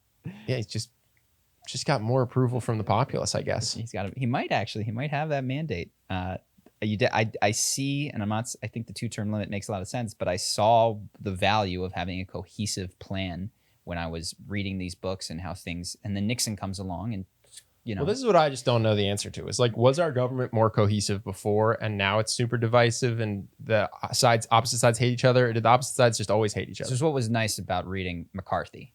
I mean, yeah, there's been political opportunism, and people's basic wiring of being attracted to insults and criticism, I don't think has transformed much. What has transformed is the amount that you can receive, how frequently you can receive it, the subdivisions that you can receive it in, meaning that instead of all of us watching Walter Cronkite and having the same basic facts to work from, you can get a completely different fact set from me. Yeah. And then I realized that Henry, my brother, was listening to Instagram, and it was Shark Tank. I was like, Henry, you don't watch Shark Tank. But what it was the 22-minute episode condensed into probably 3 minutes of just like none of the walk-ins, none of the cuts, talk. It was a better product. Yeah. And I was like, man, this is they're just squeezing everything is getting choked down to the smallest unit that it can be consumed in, because people have no attention anymore, except for podcasts. Yeah. When's the next presidential debate? Are we going to live stream reaction to it? Today. Do you want to do that or no? No, I'm tired. I'm taking a nap. I'm taking a nap tonight. What else you got? Eventually. What's that? We'll get it eventually. Yeah, 4 years from now. You want to talk about the CAREN Act? I know it's something you brought up in private. If not, I got plenty. We can talk about it if you want. I was disturbed. I don't by really that. have anything else. So, yeah, I don't have much to say about it, but I just know it was something you brought up. So I don't know a ton about it. It's literally a Reddit headline. So if I speak out of turn on this one, I apologize in advance. Yeah. Normally I do more. Well, I read about it. I can try to correct if I hear anything. So this is in a San Francisco CAREN. It's CAREN, which is definitely reverse engineered to be the Karen with a C. Yeah, which I think is a huge mistake because it just makes it less credible in my mind. Well, you based it on a meme. Yes. And it's legislation to further punish or block people who called 911 and first responders purely based on race things. Yeah, race or racial discrimination. So you see a black guy at a barbecue and you call the cops and you make up that he's causing a ruckus, but he's not. Now you're in violation of the CAREN Act. So one, we already have laws on the books that say that you can't make false calls to first responders. And I don't know what those ones are called. I imagine they don't have sexy names and they're not very memeable. But my impression is that this is not filling in a gap in our legal system. I tried to figure this out because it is already illegal to make a false 911 claim. I think what this adds is that you can sue the caller. Got it. I think what this does is it's not a federal thing necessarily, but it just gives you something to violate so that the caller can sue you based on damages. Sure. And what I think that means is if the cops show up and are polite and just go, hey man, we got a call that said you were making a ruckus, and you go, no, sure wasn't, and they leave, there's probably not a lot of damages. So you actually can't sue. The CAREN Act won't do anything for you. But if it comes in and all of a sudden there's you can sue for something traumatic happens, damage happens, your kids are traumatized, something like it's I believe, meant to enable repercussions on the caller. Sure. So my argument is not with the policy because I don't understand the policy. What I really was disturbed by was the title of it. I kind of agree. It's like, this might be perfect legislation. I don't know. I don't know how big of a problem this is or if the civil suit is a good way to deal with it. It's just it seems it becomes something that seems petty to me if you call it the CAREN Act. It seems like grandstanding at some point. Like you are trying to you found that there's a moment in time in 2020 where there's a reviled class of white women who are being put into videos, and they're funny and fun to watch. I love them. I love like Karen's Gone Wild. They're super fun videos. Never heard of this. Yeah, they're great. But for legislation to be doing that just goes, oh my God, like this is disturbing. Yeah, no, for me, I read it. I was like, seems fine. Seems like it mostly just allows people to sue civilly. I couldn't really find anything. Which might be a totally appropriate piece of policy. Yeah. I think it would have been much better if it just had a name that wasn't C1425. Yeah. No, to me, I went, you're not trying to just fix a problem, but you're trying to make a statement or take a dig or whatever it was. And that was my whole takeaway. I was like, that's increasingly, I might support this, but it just seems like it was motivated by petty people. So the reason, and I don't know, I can't read their minds. I can only intuit based on some of the things that I've read. But you and I have talked about, and maybe we'll one day make our video about if we're going to leave California. It will be for this reason if we leave. It's really not. We've been comfortable paying 13% taxes. I moved here when it was 13%. We were just like, look, it's sunny here. Yeah, this is what you get for the culture and the people and the beach and the nice, weather. Yeah. And I love, honestly, the people that I meet and interact with I like a lot. We're in Santa Monica, so we got a different type of people. Very like fitness conscious, health, beachy. I love it, but the virtue signaling of the government is really disturbing to me, and it seems like a lot of the laws, and we've talked about these, do not. And maybe the policy guts of this one are nice. Don't know. Can't comment. But certainly there's something else going on when you name it. And I wonder how much that infects policies. And we've talked about quotas in the past, which is like, are you solving a problem or are you grandstanding and creating more problems? And that's not typically, increasingly my impression of more of what I'm seeing come out of the California state legislature is that it is not solving problems and instead meant to signal it's weird. It's like virtue signal policy. Yeah. So if we move, it really I'll move to a state with low taxes because I'm happy to take 13%. If you're going to leave the weather and the beach, it's funny to me. So many of the cities seem so similar once you remove Southern California. Yeah. So I'll take that refund, but I would have stayed here in perpetuity. And if I don't, it will be truly just because of stuff like this that I see coming out of California at an increasing rate. If they told me, hey, we're going to raise taxes, it's going to go to 14%, but it's going to, 15%, but it's going to stay there, I'd be like, I'll do the math, sunshine, really nice here. And I don't really care that much. Yeah. But yeah, I hate this stuff is just makes me think I need to leave because I'm like, who's running this shit? Yeah. Like who the heck is in charge? And this is San Francisco, but there's analogous things that I see for the state of California. Yeah, no, I mean, to your point about are you solving a problem or like what's motivating you? I saw in the New York Times, it's just an article. It's just written by a person. So this doesn't represent them. It just represents whoever wrote it. But the title was, let me get it. To make orchestras more diverse, end blind auditions. So they're saying like if you want to get more people of different you have to purposely pick them. So just for people who don't know, orchestras originally they were accused of being racist and sexist because you'd come in for an audition, they would see you and they would perceive your music differently. If you were a white man holding the instrument, if you're an Asian man holding the instrument, if you're a black woman holding the instrument. So the solution, which I think is elegant, is they don't know your name. And they don't know what you look like. You come behind a curtain. You come behind a curtain. It's a blind audition. They hear you. They score you. Yeah. And that's it. They literally have no idea who you are except for the music you create. This person was arguing that has not led to enough diversity.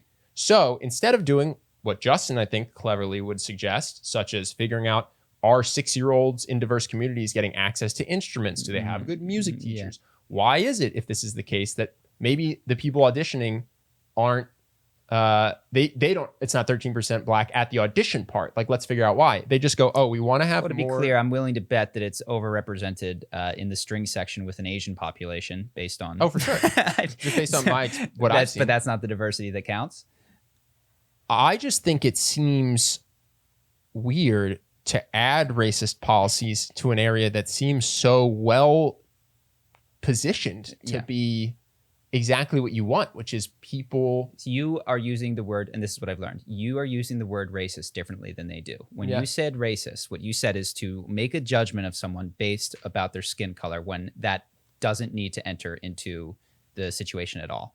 What they think racist is anything that does not include a representative portion of the U.S. population or above. Above is okay for particularly the Black community, but it also sometimes includes Latin, Asian, but often it often excludes the Asian community. Well, and just to be clear, this is just one person writing for the New York Times. So, but I just thought it was interesting because it's like the blind audition to me is such an elegant solution. And when people say that there's racism in resume selection, my proposed solution would be blind resumes. Just get as much as possible. Just get rid of the name. Yeah. Just show the college they went to, the job experience they had. Let them write out their own. You can literally see how good someone is at marketing and writing just by looking at their resume and how they position what they've done.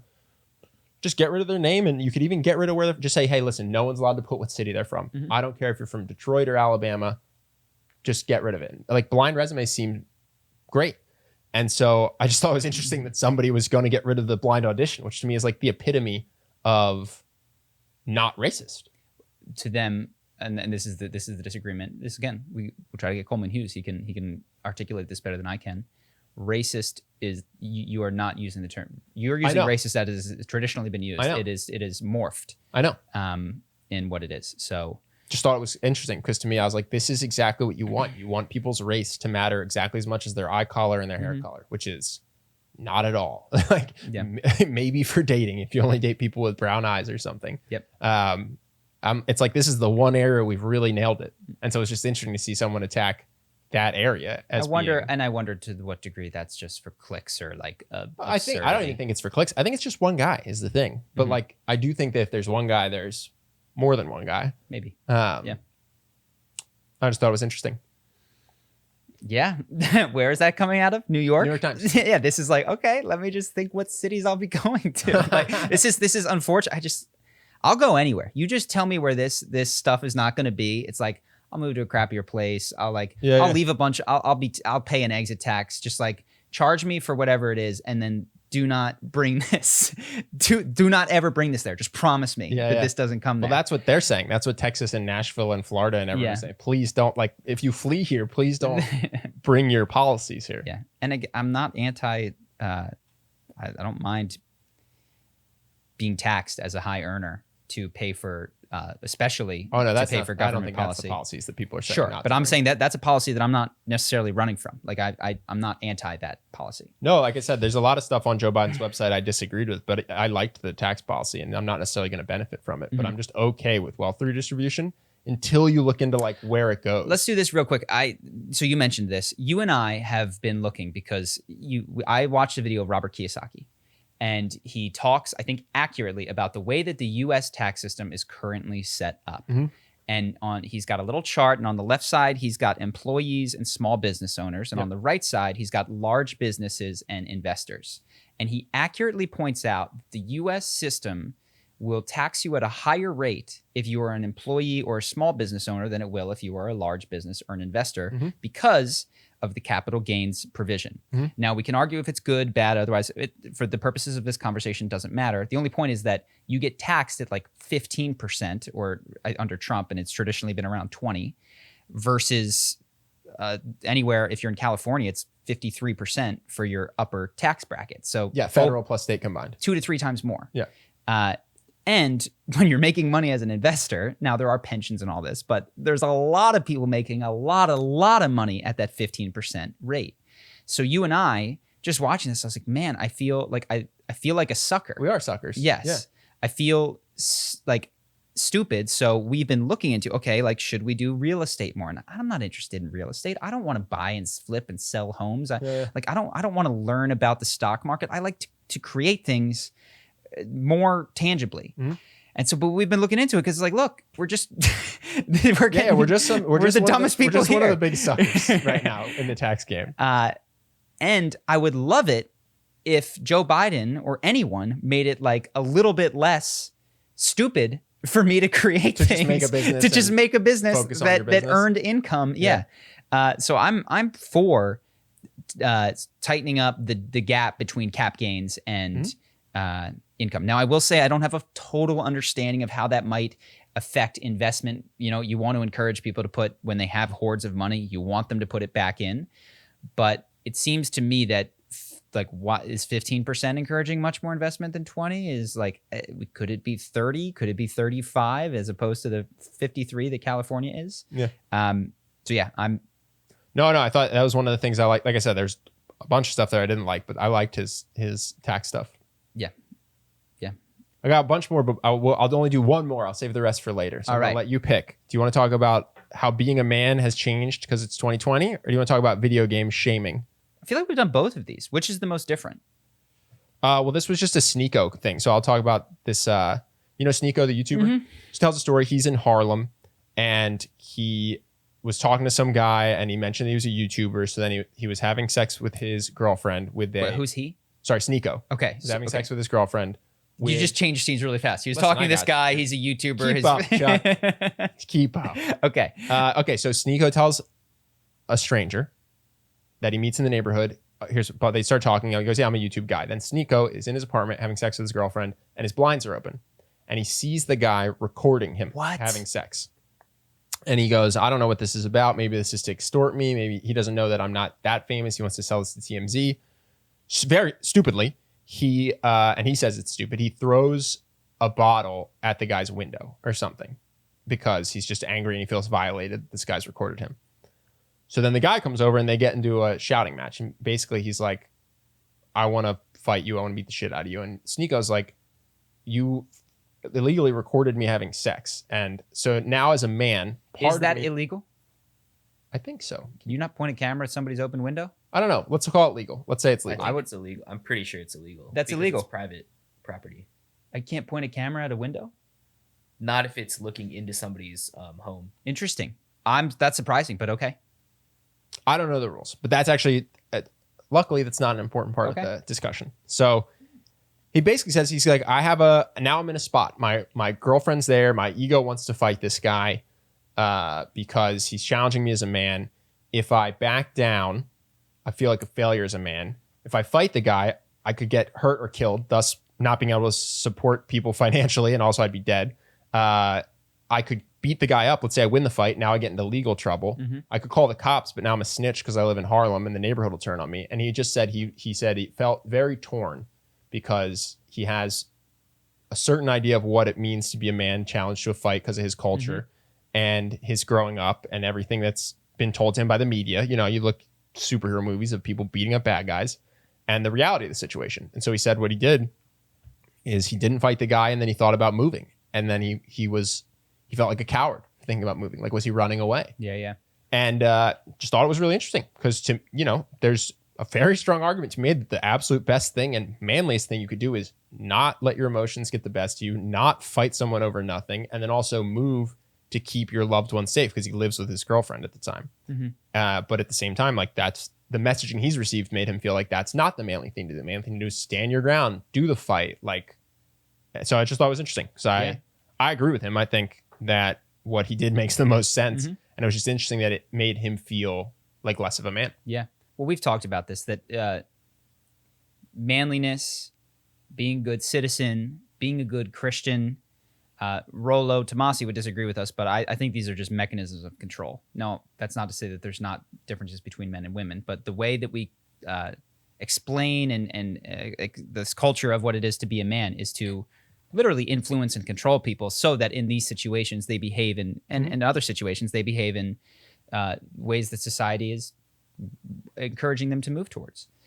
So I've felt similarly at different situations of my own life, and it's whether or not it's the manly thing to do. I think the freest thing to do is to be like, I don't give a shit what you think. I don't give a shit what this girl thinks. Mm-hmm. If she wants to dump me because of this, and weirdly enough, like, that's freedom to go, you guys can perceive this however you want. I don't want to get punched, don't want to go to jail, and now no longer want to live here. Mm-hmm. And I am going to leave and move elsewhere where I'm not surrounded by people like this. Yeah. And is that manly? I don't know or care. You know what I mean? Like, put it on whatever scale of cowardly or manly or whatever that you want. Yeah, funny enough, it does. That to me does feel like the strongest. Like, that shows the most internal strength of character. almost to just be like, I'm not going to let people's perception of me dictate what I do. But it is interestingly not the one that gets glorified necessarily. No. That's literally why it's the stronger one from an internal perception, is because you will not receive any glory from that. You have to just enjoy the fact that you don't have a broken nose and live in a nice neighborhood. You know, like you have to enjoy your own experience and not someone else's reflecting on you what you mean to them at that point. Why do you think humans care so much about their reputations? I think it's very reasonable to say that your reputation was closely connected to your livelihood, your chances of reproductive success. So you think it's a just innate in your brain thing that comes from a different time and place. Let's pretend that Sneeko cannot leave the neighborhood because I get it. There's 150 people, and if he blows it with this chick, nobody else wants to sleep with him because he's a coward and he can't protect them or anyone else. Like now his genes are done. It's just from you think it's evolutionarily. Yeah. People who didn't care about their reputation in the community didn't procreate. Didn't make it. And so we're just all left caring with something about in our reputation. brain that cares deeply about our reputation. In a world where we can move cities and people will never know who we are, we can literally start over. That was not an option that existed for the majority of the human experience. It's interesting. It almost seems like part of personal development is shedding that instinct. Yeah, technology has evolved way faster than our brains, instincts, and habits are, and they clearly can be exploited so that you're on TikTok all day and they can make you miserable. Whereas finding something novel out in the wild might have been like really good to focus on and play with this thing. That's a lot of what the challenges of the quote unquote first world problems that people face are. I have a prehistoric brain in modern times and it just constantly sends me down the wrong path. Now I'm, locked into VR porn constantly. Like, well, it's interesting. I actually talked to one of our neighbors who he's in the tech world. He helps people protect their businesses from hackers, and he was telling me about how social media. Everyone talks about how it's dopamine addictive and this and that, but what he was saying he doesn't hear people talk about a lot is that it's run by AI, and they're just totally agnostic to your mental health or happiness. They're just chasing profit, and so when they see that what makes people angry and unhappy makes them more money, they just pursue it like coldly, not even maliciously. They're not trying to hurt you. And so, it's interesting how your phone becomes this thing that really just pisses you off or leaves you feeling sad just because a robotic program is trying to maximize wealth creation. And again, but the program, which was programmed by us, as we said, make as much money. You know what I mean? Like get as many eyeballs, do this. This is what's good. Well, to be fair, I actually would be shocked if like the founder of Instagram uses Instagram often, or if Mark Zuckerberg uses Facebook often. So actually the people setting the programs probably don't fall victim to their own programs. But this is the deeper program is consumerism. He wants to grow. He wants to grow, get more power, more this, and help the world. And everybody then talks about impact. Once they can no longer justify why they talked about this. I think we've mentioned it briefly. Once you've earned a lot of money, but you're still not satisfied, what I see is very common in the entrepreneurial community is to talk about impact. And then you say, no, it's not that I want to earn more, be more famous, or have my ego glorified, or have my face and name everywhere. It's that I want to make impact on people's lives. But if you track, it's a nice shield to protect from accusations of greed or but if you track what is done by not all of these people, some of these people, is that they don't always pick choices for maximum impact. They pick choices for maximum personal exposure or maximum financial upside. And when choosing between impact and that, some of them do, but many of them choose not impact. They choose. And sometimes the impact that they make is, again, it's just like, well, I've been seen by 10 billion people. It's like, well, okay, what was the quality of the thing that you showed to them? Like you impacted their life. How did those people how positive of an impact did you have? And so this is just something that I'm aware of. It's just a funny buzzword that people try to use to shield themselves from accurate accusations of megalomania. What was I forget where we were. Social media. Oh, just that these apps are running themselves, but ultimately we're the ones who told them make me more money. Yeah, man. I constantly we have to be on the lookout for this as well. I mean, I feel it because I've felt burnt out of these videos, and at the end of the day, I should just not make videos as long as I'm feeling burnt out of doing it. I like this. This is fun. And it doesn't make money, so.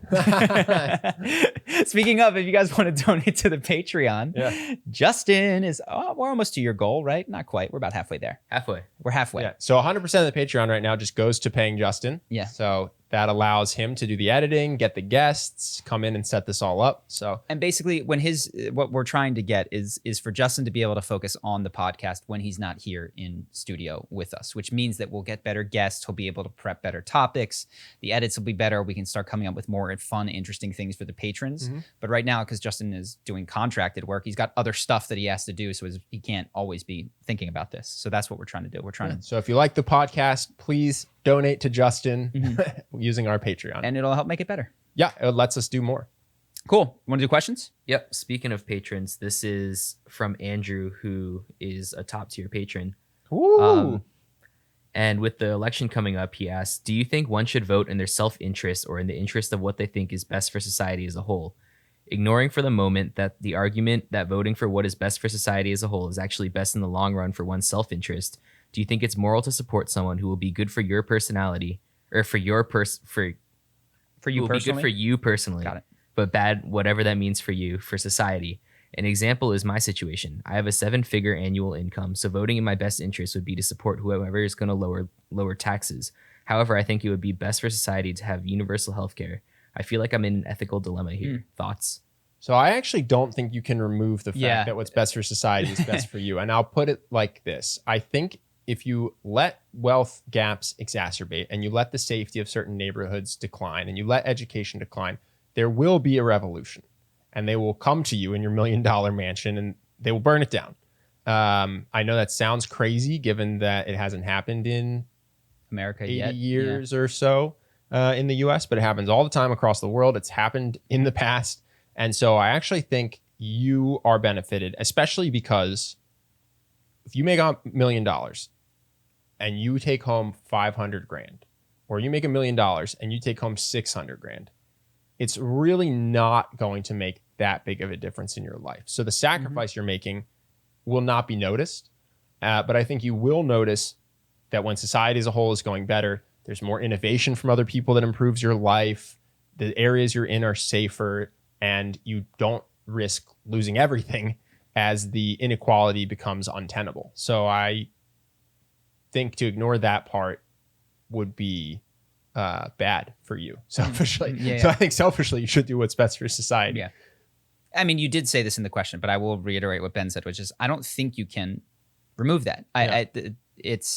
There are first and second order effects to your best interest. And if you're wise, which you must be, if you're earning 7 figures, you figured something out, you cannot simply be like, well, shooting up is really, really fun. So if we ignore the long-term ramifications, is it bad for me? It's like, well, technically it's not, I guess, if you're only counting the heroin high, but if you immediately come down and lose everything, like why would we remove that from the equation? So I think it needs to be baked in. But let's play a game where you live in a universe where that doesn't happen. Revolutions don't happen. People that are downtrodden or whatever stay downtrodden.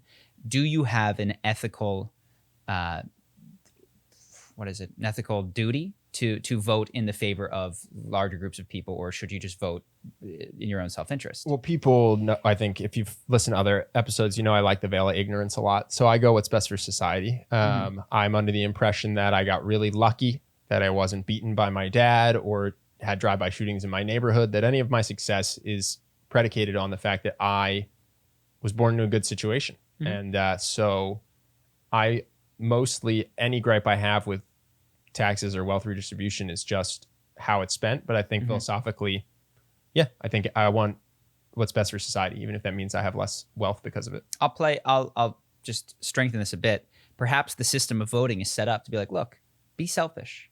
We're just going to count the most votes at the end of the day.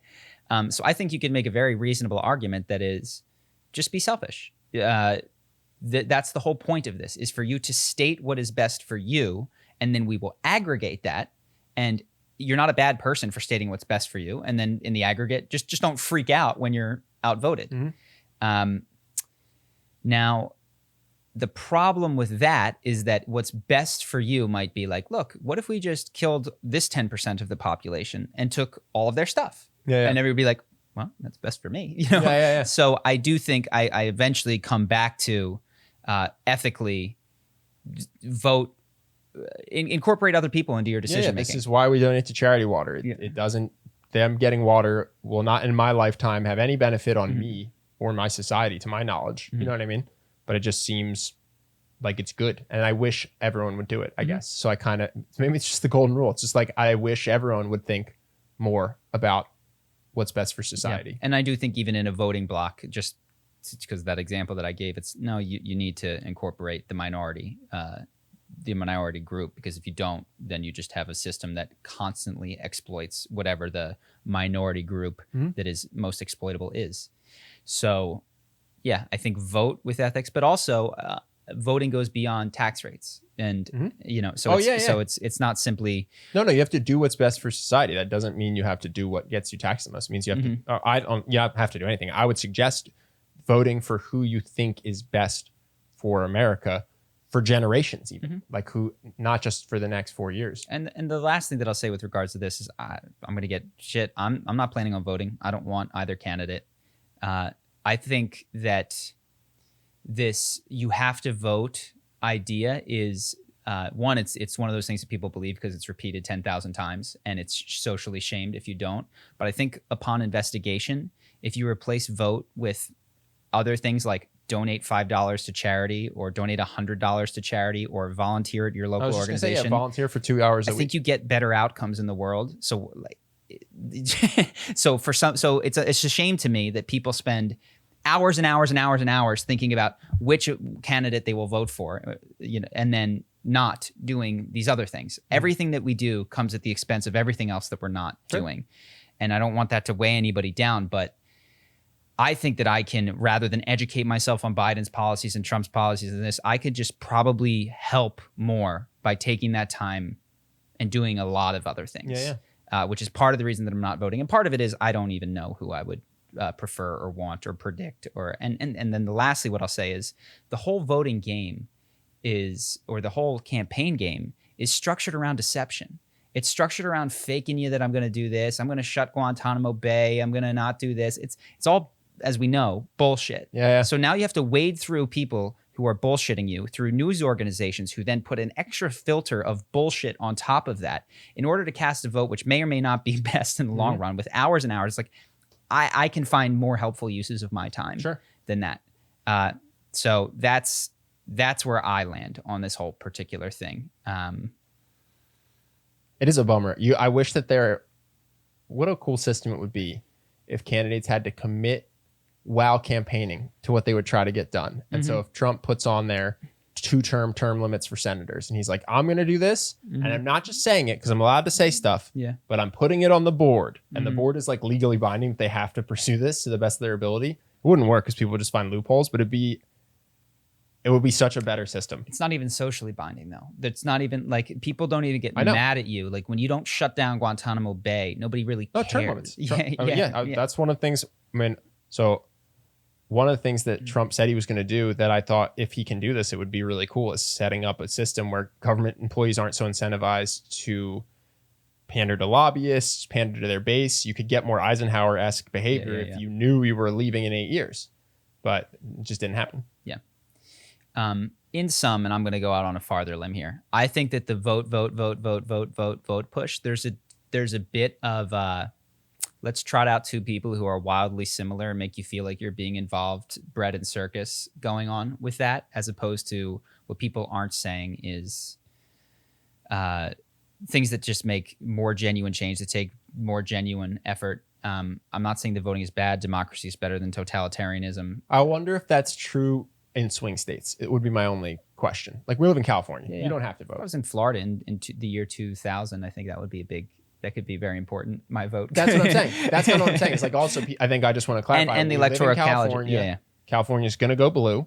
So you not voting is not going to have a massive impact. But furthermore, me not spending the time to educate myself, I could just use that for other valuable things. No, what I'm saying, though, is like, if you're LeBron James and you have people who will listen, who have never voted before, but who might vote if you make it a priority to say it a bunch, and they live in swing states, I actually do wonder if he could have an impact. And I wonder if him and 10 of his most influential, like if he gets Kevin Hart and Dwayne Wade, I actually do think there are individuals who can impact an election. Sure. And I think, isn't it always whoever shows up most tends to be who wins? Like people don't change their minds. I'm not totally certain. I mean, my impression is that Trump won mostly because his base came out and voted in larger numbers. Obama won because like, it's not that they're changing minds in the middle.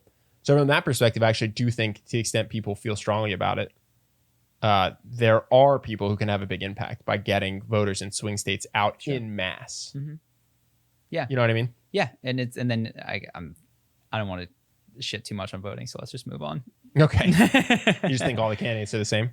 No, it's like, okay, great. Now we have a bunch of people who haven't done the research out there voting en masse. Woohoo. Or they're going to vote for the guy that I said because I'm really good at basketball. Woo. Like, that, oh, wow, I've done a great deed. Like,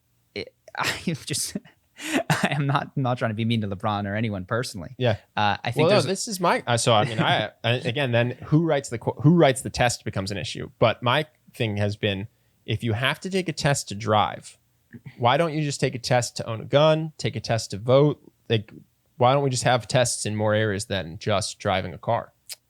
Because then what you exclude are people who are not very smart from having a say in government, which you're saying is what you want. No, I didn't say that with words. No, you exclude people who lack education, lack time. That's the other thing that you don't want to exclude, for sure. You don't want to exclude people that work 3 jobs and don't have time for tests or time to, like, correct. Those are important. They could get educated. So like, let's say you follow Ben Shapiro or you follow CNN, and the test is just going to be, what are the candidates' opinions on a given issue? You could get synthesized information from those people. Mm-hmm. They would just have to give you like an accurate sense of what the synthesized position is of both parties. Mm-hmm. That's the kind of test. I don't think you need to know when the U.S. is founded. Well, what if you don't? Why can't I vote for someone, for instance, because they're a Christian? I don't know their opinions, but he goes to church on Sunday. Like I just want a Christian. That seems worse to me. That's all. It's literally just my opinion. Yeah. My opinion. I would not advocate for a test. Personally. If you're going to vote for who's going to make policy, you should know what their policy opinions are. You presume that the most important thing that the president does is write policy, which is a presumption. They also set the moral standard of the thing. They also have a first lady who has a bunch of fun like new school programs. Yeah, and stuff like that. No, that's accurate. I think of president in terms of a person making decisions for the country, policy decisions based on. One of the things that did occur to me as I was reading Eisenhower is, you get 8 years and then the next guy comes in and reverses it. Yeah. Right. One of the most powerful things that you do is set an example for the people who grow up and idolize you. Mm-hmm. And that has legs, because for Obama or Eisenhower or Trump or anybody, there's a group of little kids that look at that person for 4 to 8 years and go like, that's where I'm headed. And I actually think that might be the most profound impact that a president has. Yeah. That's definitely something I'm considering in this election. Yeah. So anyway, I agree with that. Next is, I'm very inspired by your self-development videos and think that philosophy is fundamental to attaining true success. With that, what do you think is the biggest obstacle teenagers meet today when it comes to accomplishing their goals and achieving their dreams? I don't know. I'm not. So everything that I do is going to be a guess based on being 33 and knowing 0 teenagers. So I will recall what it was like 20 years ago for me and guess. I imagine there's a couple of things, and these are the ones that were true for me. The first is that if you're in the school system, this is no knock. I have family members and lots of people who are doing it, but your teachers are not equipping you for the world that you're moving into. They're equipping you for the world that they came from, which is 20 years ago or even more. So that's something that's tough. The mantra for me was, you got to go to college, got to go to good college, got to go to good college. I think college, with the exception of very few of the top schools, is rapidly decreasing in the value that it provides to your life, the education that you get. And I was going to say, though, if you actually had gone to a top 10 college, it might make a huge financial difference in your life. Yes, I think that there's a top tier of colleges that have maintained their economic value. I think that there's almost all the others have dropped tremendously in economic value, and it's a crapshoot in terms of education, in terms of like really what is the value of the knowledge. I don't disagree with any of that. I just think that there is still like an upper echelon of colleges where it's like, this is just a good investment in terms of like, it's $200,000 in, and then it's millions of dollars out. And I think that that's true going forward, but I think it's still true. If you're That's true. I guess I don't know if you're 15. Yeah. If you're 21 and at that college today, I know that's still true. Yeah. It's good for you to go to Stanford. Good for you to hang out with those kids. If you chose to go to Stanford 4 years ago, that was a financially great decision, even though it cost $200,000. I guess you're saying he's 15. Who knows? Hypothetically. Yeah. That means in 6 years he graduates from Stanford. That's a bet. It's a bet I would make if it were my kid. But the broader point is that your teachers, despite their best intentions, are not equipping you for the future. They're equipping you for the past. And that's one of the very tough things. So they also just like your permanent record. They just make up stuff to control you a lot of the time. And so, the advice that you get, I think also sometimes if you don't have good teachers, which there's no guarantee, is just wrong.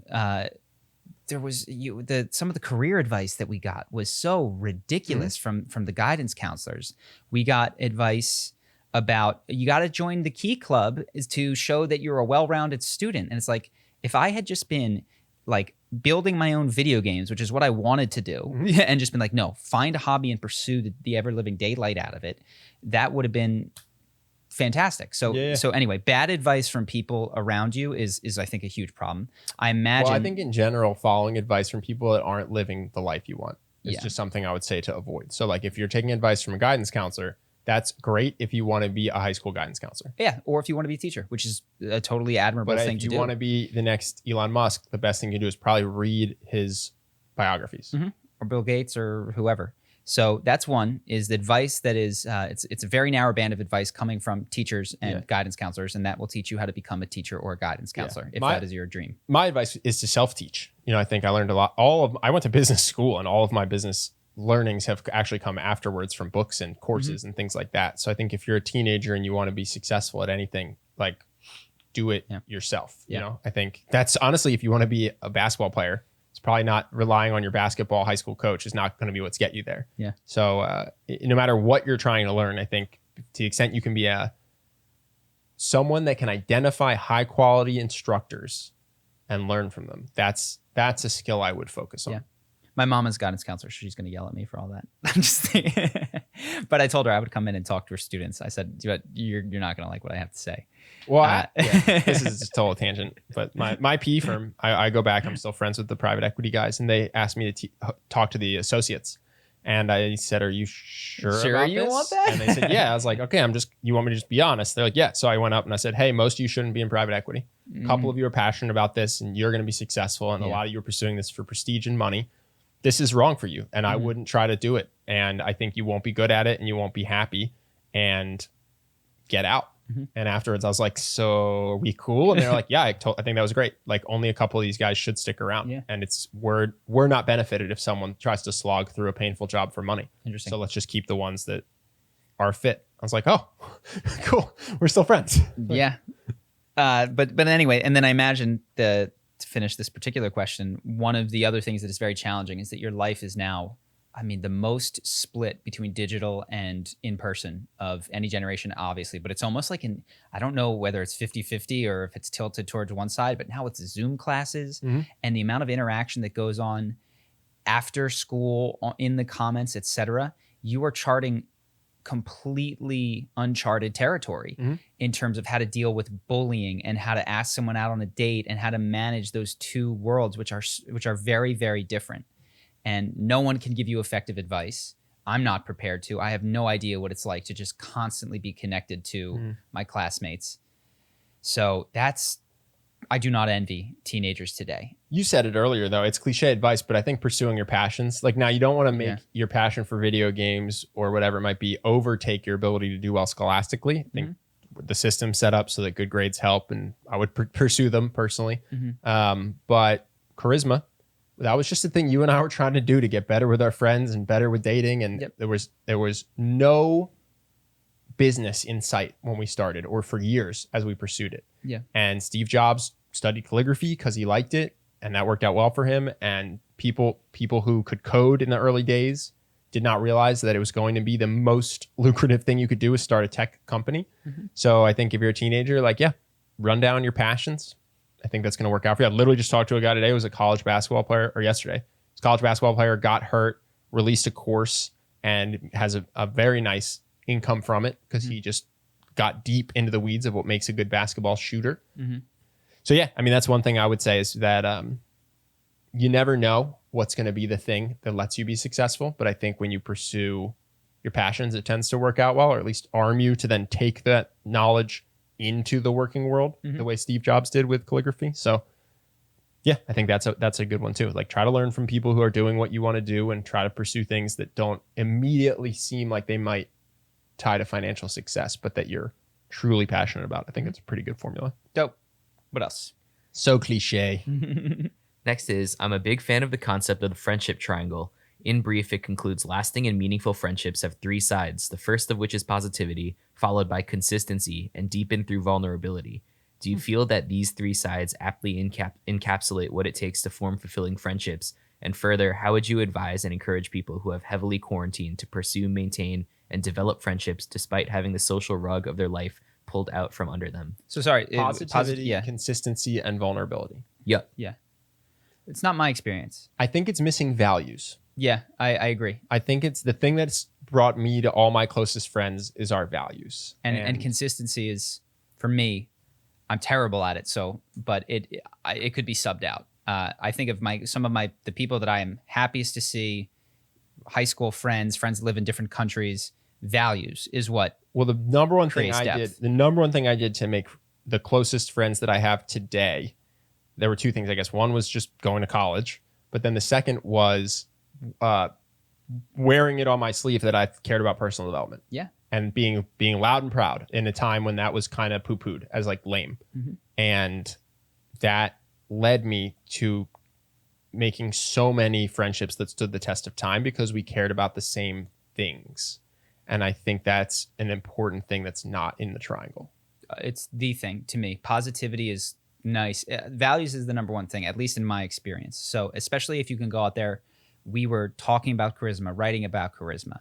We are considering a move to Austin, Texas, as we talked about, to potentially live in the same building as friends that we haven't lived with since Brazil 5-6 years ago, but we would hang out with all the time. Yeah. The consistency fell off the map entirely. Yeah. I've seen these guys once a year for the last 5 years, but the reason they even moved to Brazil with us in the first place was because we had the same values: entrepreneurship, self-development, caring about relationships with other people. So that led them to quit their jobs, their very prestigious jobs, to come move with us to Brazil.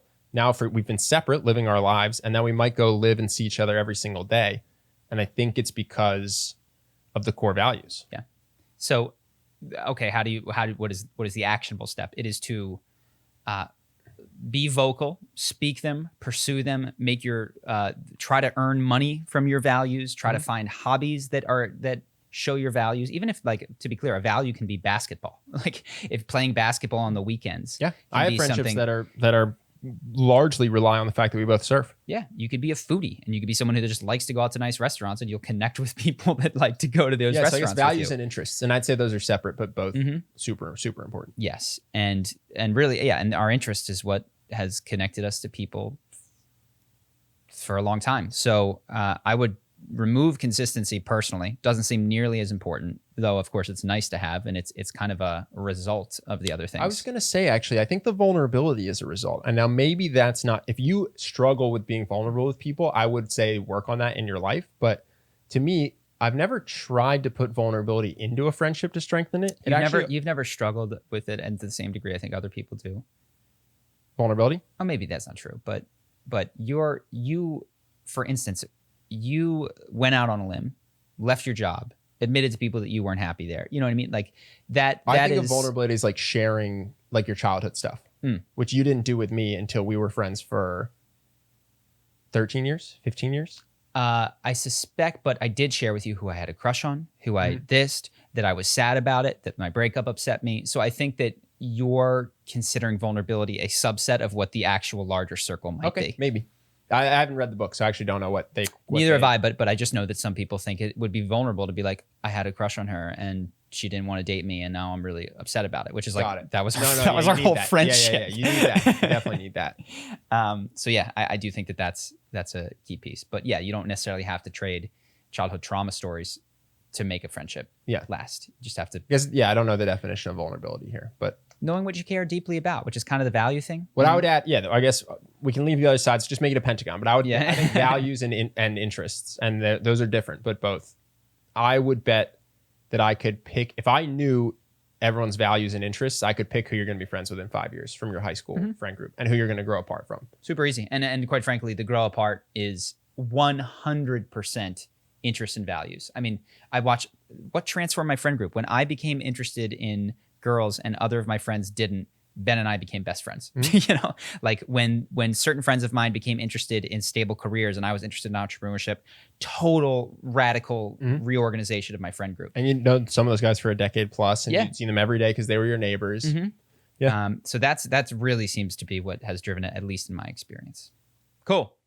Thank you guys so much for watching. We hope that you enjoyed this. We've got more questions. How many more, Justin? 9 today. 9 today, potentially 9 more on our Patreon. They're available at every single level of joining. So if you want to check those questions out, Justin has them up usually a few days after the live podcast. Within a week. Also, correct me if I'm wrong, but if you're a patron, you get your question answered. Still, and that might not last forever.